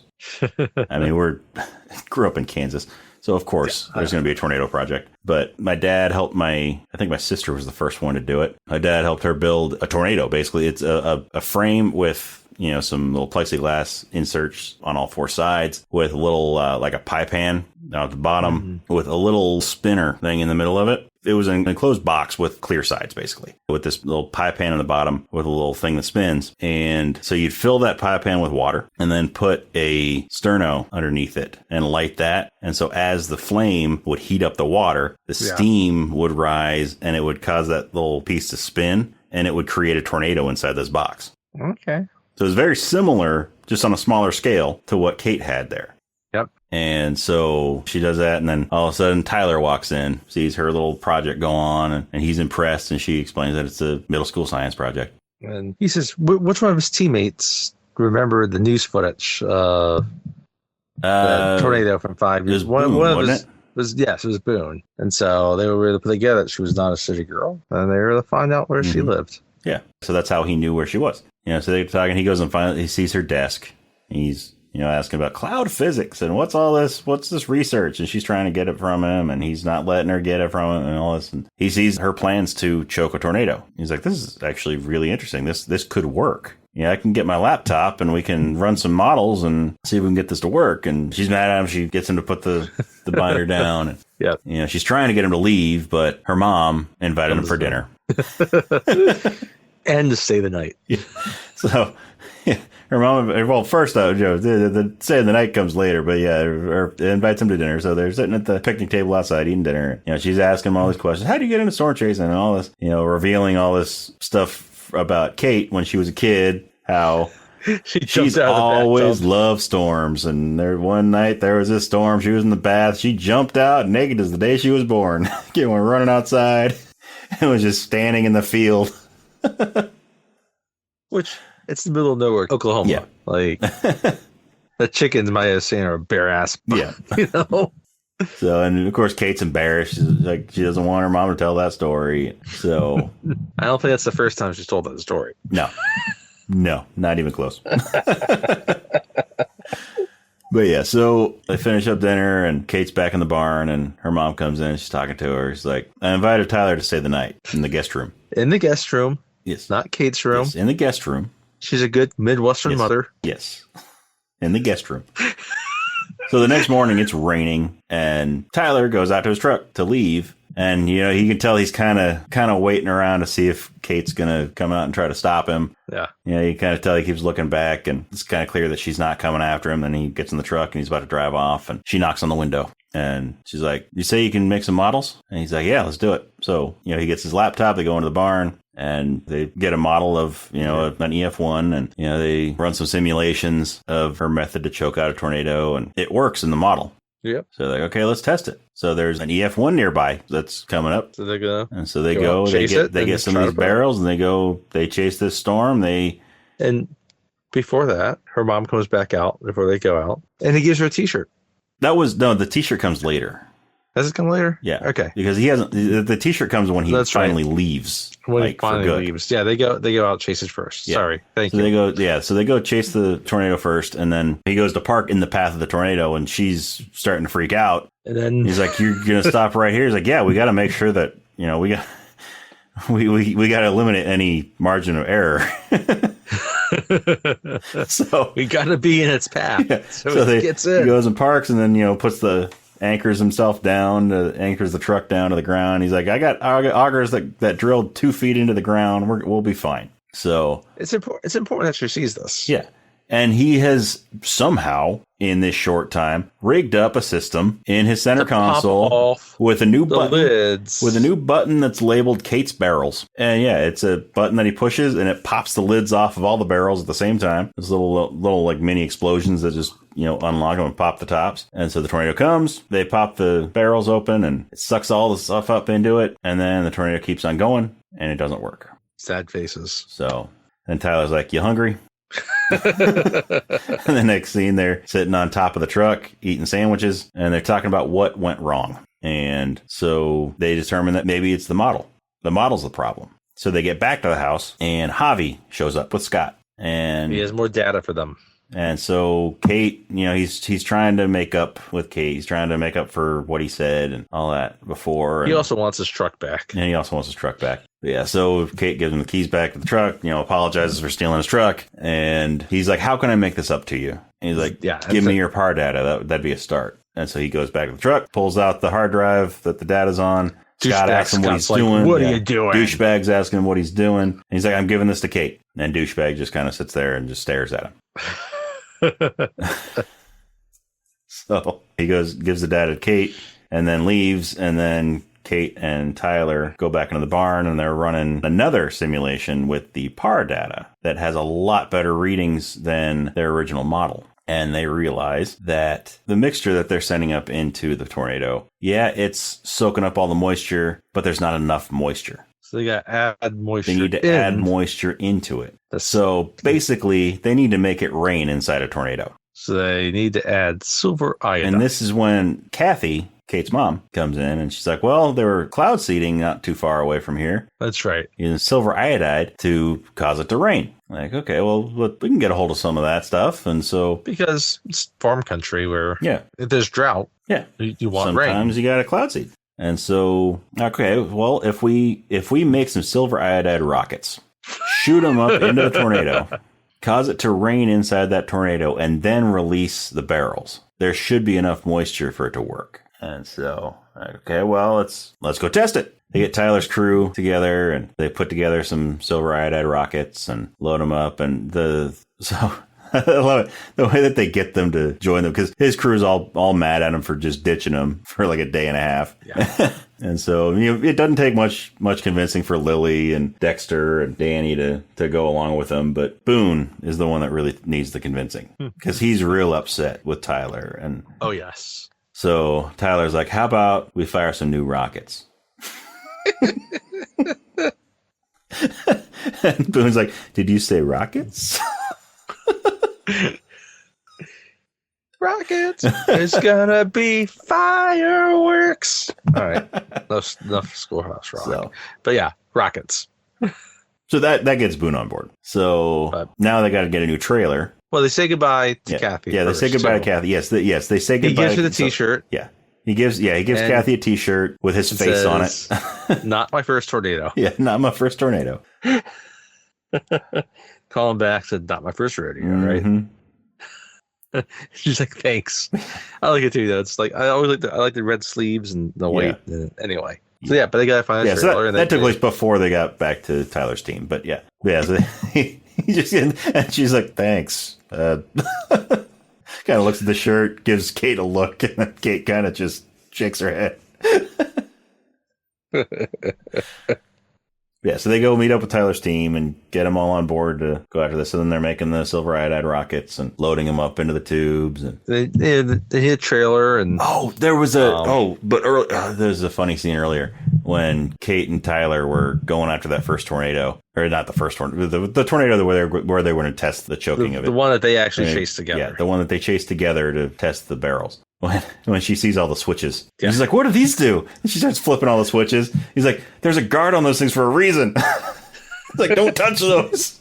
So she flips them all, hits the button, and it launches all the fireworks while they're driving. Thankfully, there wasn't a state trooper behind them. Yeah. Because they're launching fireworks anyway. Yeah. So Yeah, they're loading up all these silver a new flatbed. Yeah, they go to a trailer salesman, and they're like, we need something that's heavy enough to keep the load on the ground, but light enough to be pulled by a pickup. And he's like, you're gonna want to go with aluminum. He's like, what are you doing? What are you doing? And Danny's like, oh wait. It's like, oh, we're gonna drive it into a tornado. He's like, you want aluminum. And like, it's a really long flatbed that you could put it behind, trailer that you put it behind a pickup truck. So they load that thing with barrels. It's all loaded with barrels. And they're driving toward the storm. And Javi and his crew are driving toward the same storm. Yes. Only this time, it's Javi and his guys that cut off Tyler and his people. That's right. They're rushing toward it. And there's this gigantic tornado, an EF5 that's, that forms. And it's coming. There's a refinery right next to the road. Right. It's in the town of El Reno. Yeah. Yeah, the town of El Reno. Yeah, right. Like central Oklahoma. Yeah. They're nearby. They're near the town of El Reno. Yeah, about central Oklahoma area, and it's west of Oklahoma City. If anyone wants to know. But. Yeah. Anyway, so there's this refinery on the side of the road that Javi is driving past. Javi and Scott are in the lead truck. They're in the Lion, and the tornado. By the way, we talked about this one's at a refinery, but the first tornado was at a wind farm. Yes, it was. Yeah, a wind farm. So all the wind turbines were getting blown around. Turbine blades getting blown around. That was one of the other parts where, one of the other funny parts with Ben. When he's like, is this safe? And Tyler's like, oh, it's perfectly safe.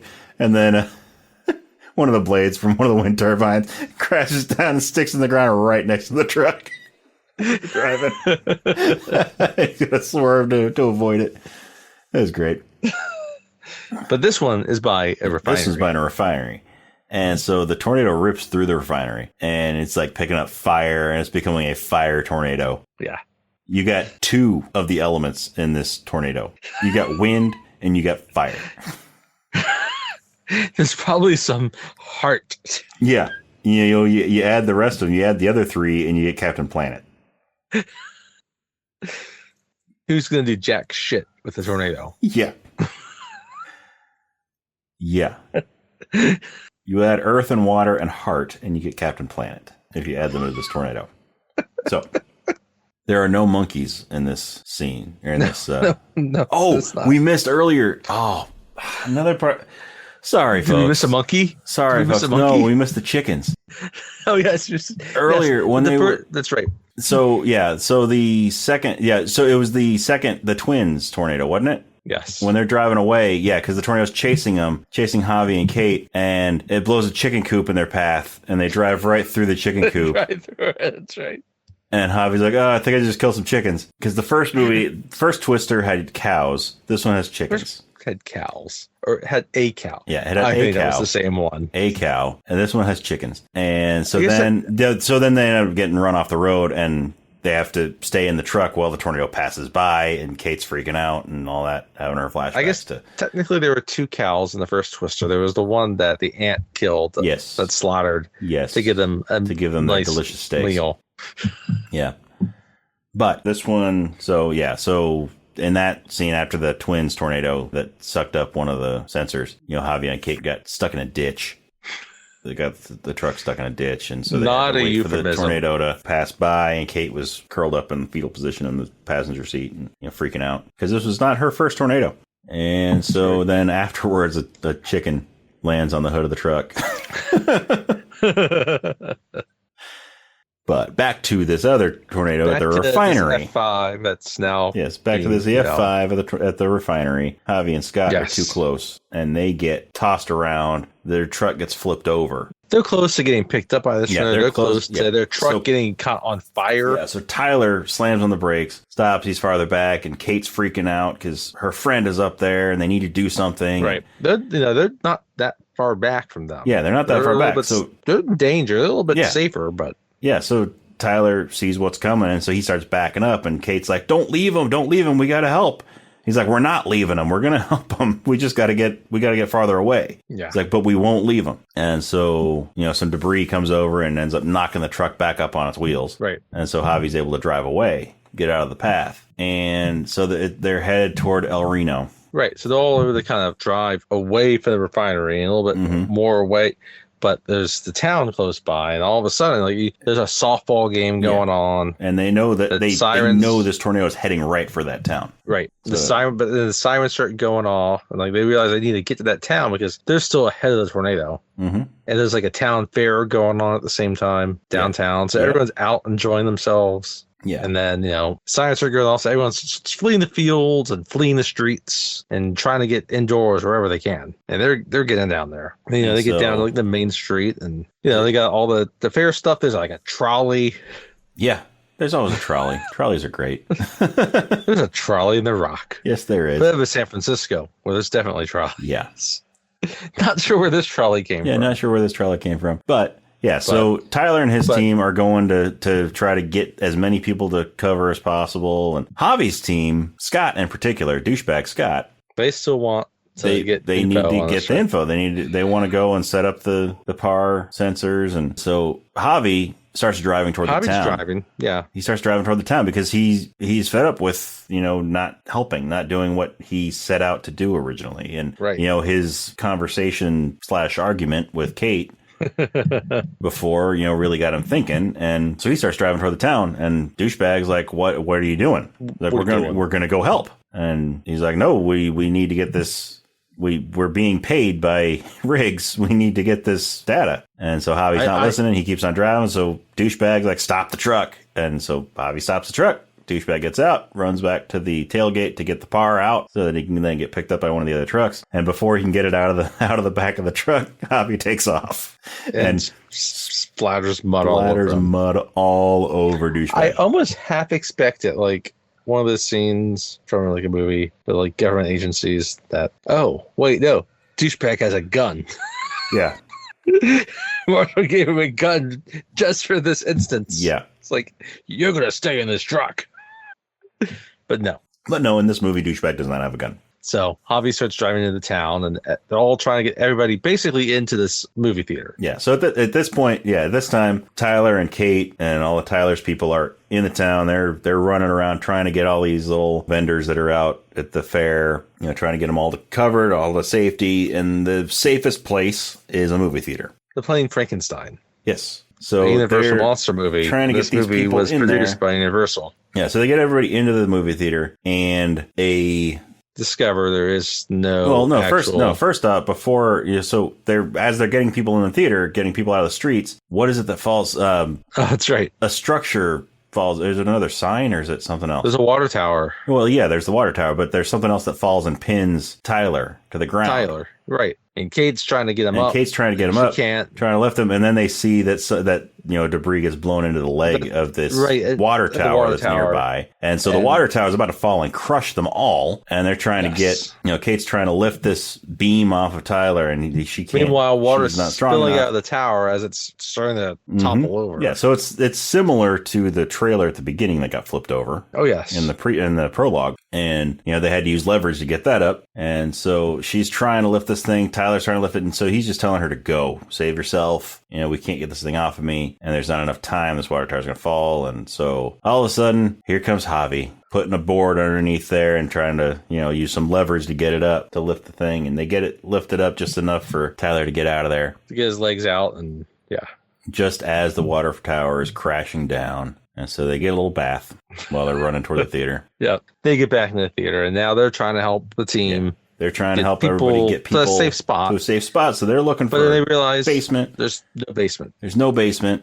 And, they go over, and Kate opens up the back door to the theater, and it opens up the outside, and, thinking that there might have been something through that door, but it's just the exterior door to the theater. The tornado is now basically bearing down on the town. Yeah. So the tornado is just on the outskirts of the town. It's coming in fast. And so while Tyler and Javi turn around to go to try to, they're trying to get people to the furthest point.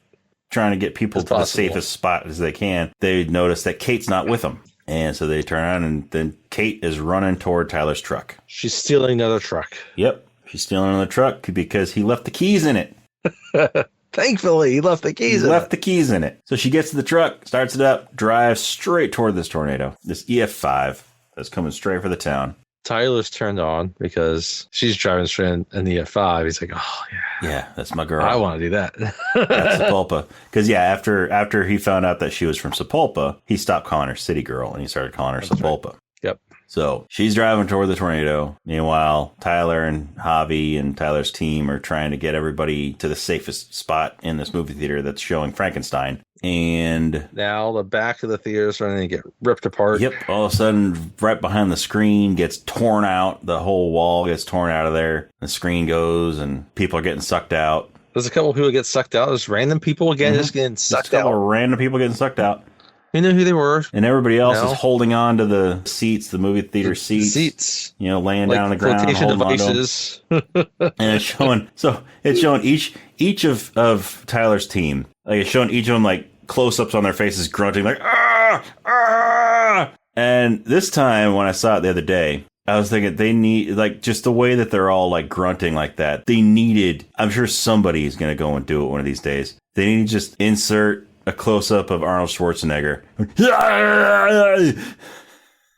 Right there. Just like in the middle of all these people.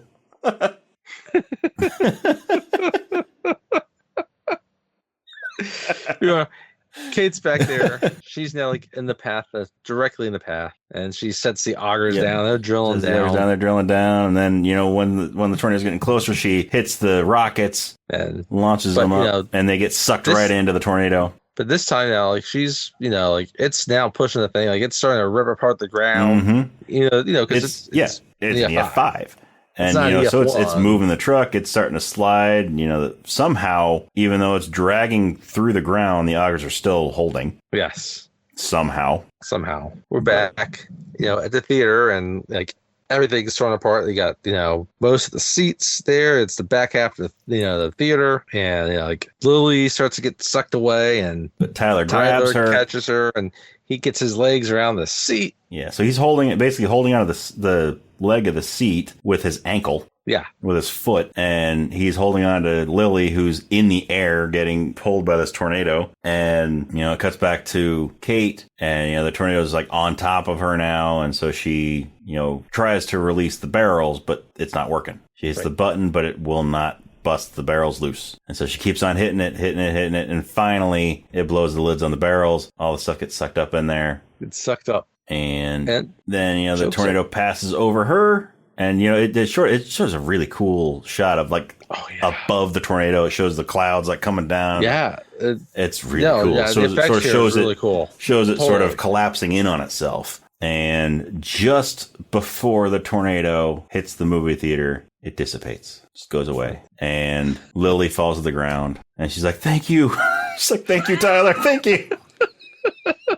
I think the first thing out of her mouth is like thanking Tyler for saving her life. For not letting go.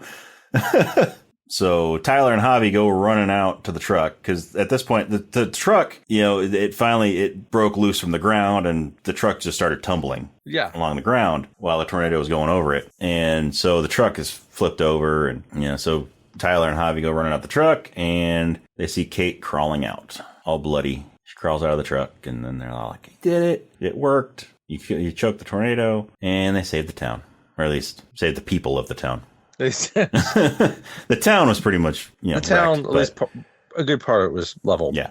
The town behind the theater was probably okay. Yeah, but they saved the majority of the people in the town. Yes, the softball team I think survived. Yeah, maybe not their coach. Yeah, I don't know, the field didn't. The softball field didn't. Sadly the douchebag Scott. Yeah, the douchebag survived. Maybe he didn't. We never know. Actually, maybe. Yeah, true. We don't really see him again, do we? No, we don't. But I would have preferred a scene where he feels like it's safe because the tornado dissipated. But the trolley got sucked up before that happened, and he's walking, and then it just lands on him. Maybe. But I'm not comfortable with this. But so the people in the theater that got sucked up. So they get sucked out of this tornado or out of the theater. Then they're like sort of swirling around the tornado. And then the tornado just goes away. So if the tornado itself didn't kill him, the fall probably did. Yeah. Because they're still going about 200 miles an hour when it stops. Yeah. Boom. And then boom. They just got hurled toward the ground. But that's why I'm not comfortable. It's like he's the least likable character in this movie. Mm-hmm. Like they should have with a movie this where you have actual like people dying. Yeah. Like have someone that you dislike a lot actually die in it. Even if he doesn't die, he needs a fitting end, like to his character arc. You know, more than just getting splashed with mud. I just I like the idea of him just getting crushed by debris. Yeah, getting crushed by debris. Or again, if they don't want to kill him off, have him be like discredited or something like that. Yeah, you know, have him be labeled a fraud or something like that. So something that will ruin his reputation. He needed some type of comeuppance, and we don't get it. No, because just a little bit of mud. That's like a PG movie. Yeah, like. It happens in this, like, I think at the Sandlot. Okay, the douchebag baseball team, they lose their game. Mm-hmm. That's their comeuppance. Yeah. They don't deserve to get killed by the beast. No. They're kids playing baseball. But they deserve some type of comeuppance. Yeah. He deserved a comeuppance that was born in mud. Yeah. It was not proportionate to his douchebagness. No. His douchebaggery greatly exceeded his comeuppance. The last we see him is well before they actually succeed in collapsing a tornado. Yeah. You know, when Kate was leaving her mom's house, when she was hugging her, she's like, her mom was like, "Are you going to come and see me before you leave, or are you just going to go?" And she's like, "You know I will." We never got to see that. We never got to see Kate go and see her mom again. Because the next scene, they're at the airport. They're at the airport. You know, Javi's dropping her off. Javi's dropping her off at the airport. And she's going to make some pitch. Yeah, she's going to go make a pitch to get funding to be able to continue their choking of the tornadoes. And so Javi's like, I know when you get back to the weather service, they're going to try to explain, all of this. There's some other factors. Hundreds of other factors caused this tornado to die. But we know the truth. We know that it's because of these barrels. And so he even offers are you comfortable pitching this and all this? Or do you want me to come out and do it? And she's like, I got it. And then Tyler shows up. Tyler happened to be parked right in front of them in a no parking zone. By the way, and so he comes out I'm just going to say this right now. I just thought about this. They wasted this casting opportunity. How so?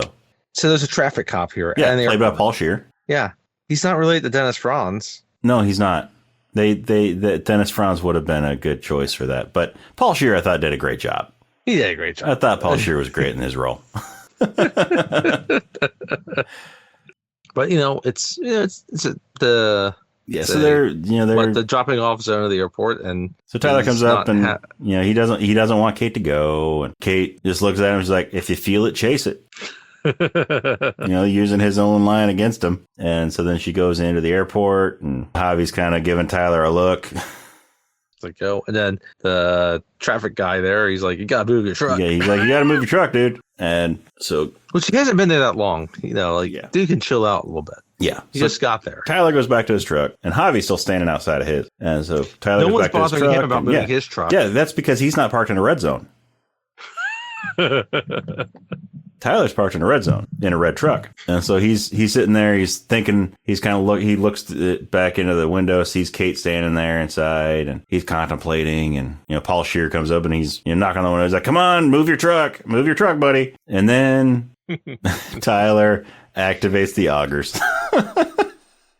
By the way, that's a good way to commit a felony. Yes, it is. Yes, it is.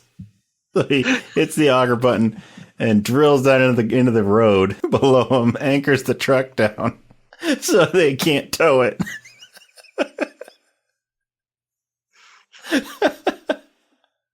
Which, again, in the post 9/11 world, at this point, anyway, but it's fine. It's hilarious. I love it. It's great. It's great. So he gets out, runs inside, and Javi's kind of standing there. He's like, go get her. He runs in, and Kate's still standing there, so he meets up with her, and they kind of share a look, and then there's an announcement, all these flights are going to be delayed because of weather, and and they smile at each other, then turn around and walk out. Yep. No kiss, which is good. Yeah, I'm glad I don't do a kiss. Yep. Doesn't need a kiss. doesn't need a kiss. They keep, like she's gotten past her demons, right? And he's kind of conquered whatever he needs to do himself. Like, he needs to wrangle a lady, settle down. If you feel it, chase it. He'll chase it. He moves on, and the movie does a kind of a good job of keeping that chemistry between them kind of simmering. Yeah, throughout. Yeah, I like it because the two of them.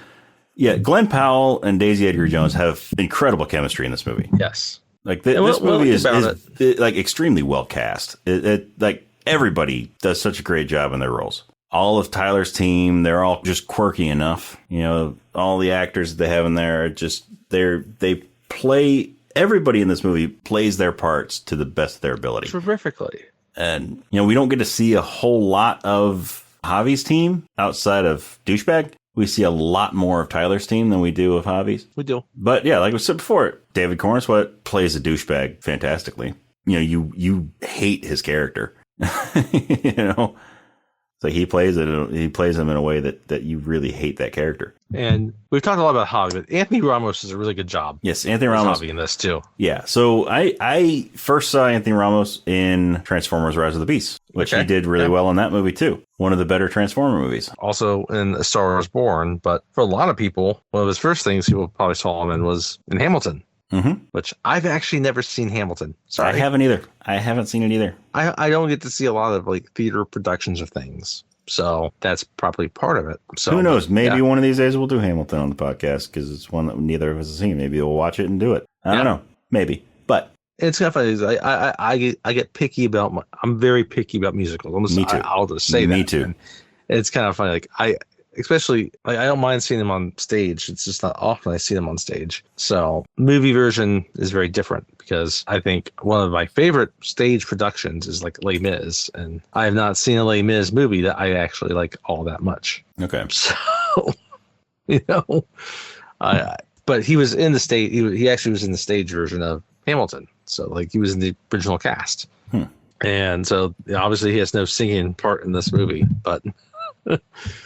Yeah, I thought it was good. Like you said, he was in Transformers and Into the Heights, I think was the other thing he was in. Okay. But I'm not saying I'm very familiar with because a lot of the stuff I've seen, again, like the last 5 years or so, I've seen less movies. I didn't realize that he was in the Godzilla King of the Monsters movie also. Oh, he was? Then that was the first thing I saw him in. I just didn't realize that he was in it. Plays Staff Sergeant Anthony Martinez. I can't think of that role because I have seen that. Those are interesting movies, by the way. Yeah, they are.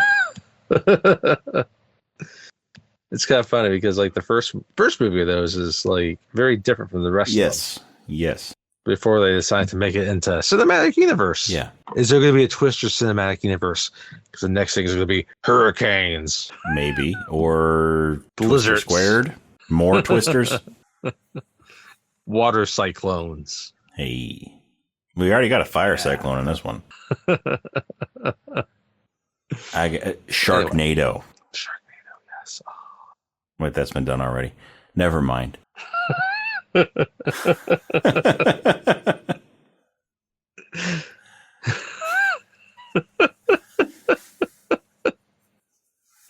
Anyway, that's Twisters. That's Twisters. It's funny. Like I said, all the cast they fit the roles, and it's shot well. I think this is directed well. There's a certain eye in terms of how Eye of the Storm. Just how the storms are kind of like viewed. Like there's you could tell he studied how different kind of disaster movies were done. Yeah. To get a sense of things, especially like the point of view of the person that's viewing it. But he hits the small town notes of it really well also, like I was saying. Yeah. And so there's just drama. And I stand by. I think I enjoyed this one more than the first one. Which I think is a perfectly acceptable thing to say. Yeah, I mean, I love the first one. The first one's a good movie. I really enjoyed it. But yeah, this one, I don't know what it was. They delve a little bit more into the science. It's maybe a little bit more, I don't know. This one's, you get to know the characters more in this one. Yes. You get to know the characters better. And I really like that. A lot of the first one, the purpose was just to show a lot of destruction and effects. Mm-hmm. But there's a little bit more flair in how it's presented in this one compared to Twister. Like you can tell Jan de Bont, like he got to start as a cinematographer. And so you can tell a lot of it's just how he set up the scene. Yeah. In Twister. But here, it's kind of the larger picture of it, right? Lee Chung is kind of trying to portray something, and a story is trying to present, and he's trying to evoke certain responses from the viewer in a way that Jan de Bont doesn't. Yeah. So, and again, he himself is more of a filmmaker than what kind of de Bont is. And like de Bont's fine. Like, I mean, Twister is fine. Love Speed. Oh, yeah. Speed is fantastic. Yeah, which I love that movie. Better than both of these movies, which are both fine. Both are fine movies, but Speed's another level. Yeah. So, but yeah. So, it's Twisters. If you haven't seen it yet, go. Yeah, go see it. If you don't want to see it in the theater, then, wait for it to come out on streaming or on DVD or, right. Buy the Blu-ray. Buy the physical media, folks, when it comes out. You might have a large, keep the physical media alive, but TV. But this is one of those movies. In which case, I understand, but I don't know. This is one of those movies.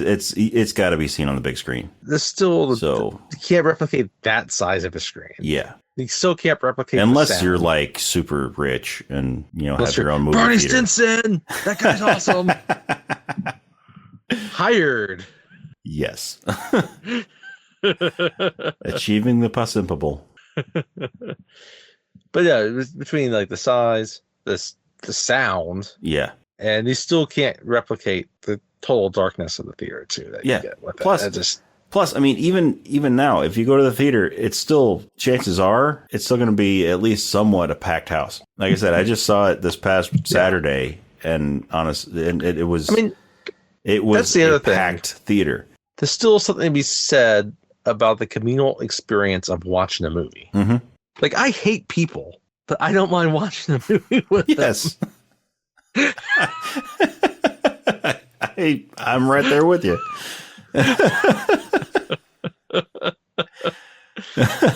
If you're listening to this, I don't hate you. Yes, I don't hate you. I love you. Yes, we love all of our listeners. You guys are awesome. That's Twisters. What's next? That is Twisters. So actually, before we go on to the next stuff, let me just leave you with some parting words for this episode. If you feel it, chase it.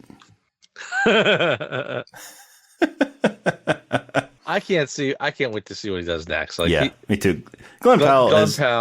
I was afraid when Top Gun Maverick came around that Glen Powell was just going to be another pretty boy, but he was fantastic in that movie. He was fantastic in this movie. I have become a fan of his. I have become a fan of Glen Powell. And Daisy Edgar-Jones also. Like, I hadn't really seen her really in anything before this. I mean, she was in her probably biggest project she's been in is Normal People on Hulu. Yes. But yeah, she was fantastic in this movie. I really hope for like Glen Powell's sake, like he can find a role that he can define for himself. Yeah. In terms of like if a blockbuster is to come his way, like I think about like Chris Pratt, right? Mm-hmm. It's kind of funny, like his role as Star-Lord, like that's not actually an original role, but like no one really knew about that before he played it. Yeah. I mean, that's Guardians. He was like a D-level comic. I was gonna say that's a D-level comic. I was gonna say that's D-list. Yeah. And then he made it.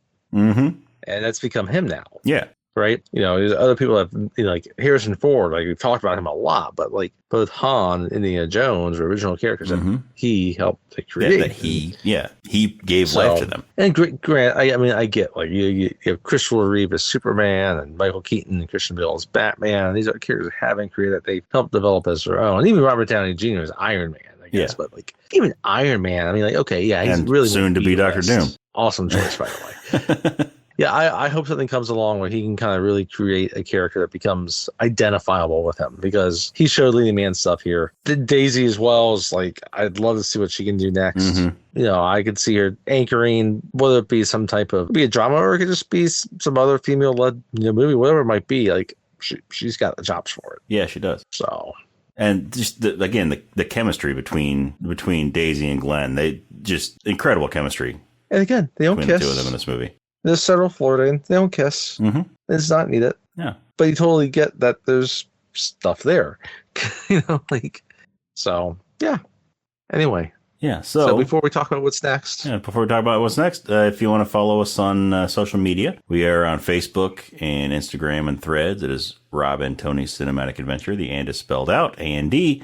It's not an ampersand like it is in the name of the podcast. We are also on X or Twitter. That is R&T Cinematic. We're also on Letterboxd. So if you want to see our reviews on movies, if you want to see what we think about different movies, some of them are movies we've done, some of them are ones we haven't done, some we will do in the future, then check that out. It is Cine Adventure or Cine Adventure, C-I-N-E Adventure. So check us out on those places. Give us a like and a follow and all of that stuff. Go to your favorite podcast app, wherever you like to listen to us. Give us a good review if you enjoy the show, a good rating, a good review. That's how we move up in the standings, in the search. That's how more people can find us, so we can reach more ears and we can get some more people who, like to sit down and listen to movie discussions and, maybe learn something. Important. A lot of times I look for us on YouTube. I get Robert Downey Jr., Marvel Cinematic Universe stuff. So help us, move up. Yeah. Help us move up so that when, people start searching, they don't necessarily have to type in every word of the name of the podcast in order to find us.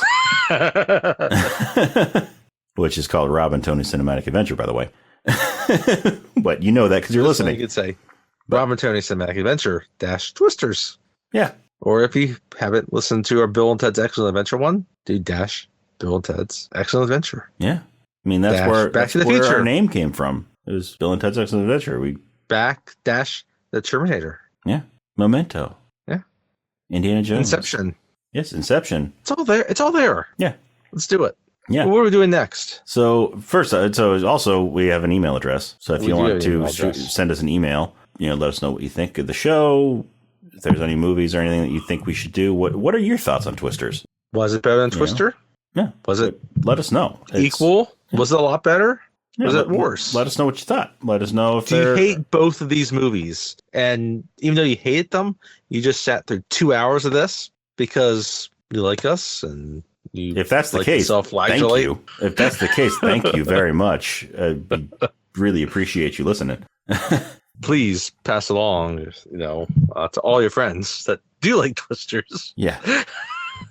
But yeah, so our email address, if you want to reach out to us that way, is Rob and Tony's Cinematic Adventure @gmail.com. Again, the and is spelled out, A-N-D. It's not an ampersand. But yeah, so that's our email address. So next, we are going to be continuing. We got just a few more movies in our summer blockbuster series. Summer's winding down, isn't it? Yes, summer is winding down. So we're going to finish out the month of August with the last 3 movies we have left in our summer blockbuster series. But the next one we're doing, we've done a series of different styles of movies, different genres throughout. I think we've had a pretty eclectic, I would agree, selection for this summer. So we're going to go into one that we haven't quite done yet. We've done similar, but not quite. We're just going to do a straight up comedy. We've done comedic movies in this blockbuster series, but we have not done just a straight up comedy. So we are going to do The Hangover.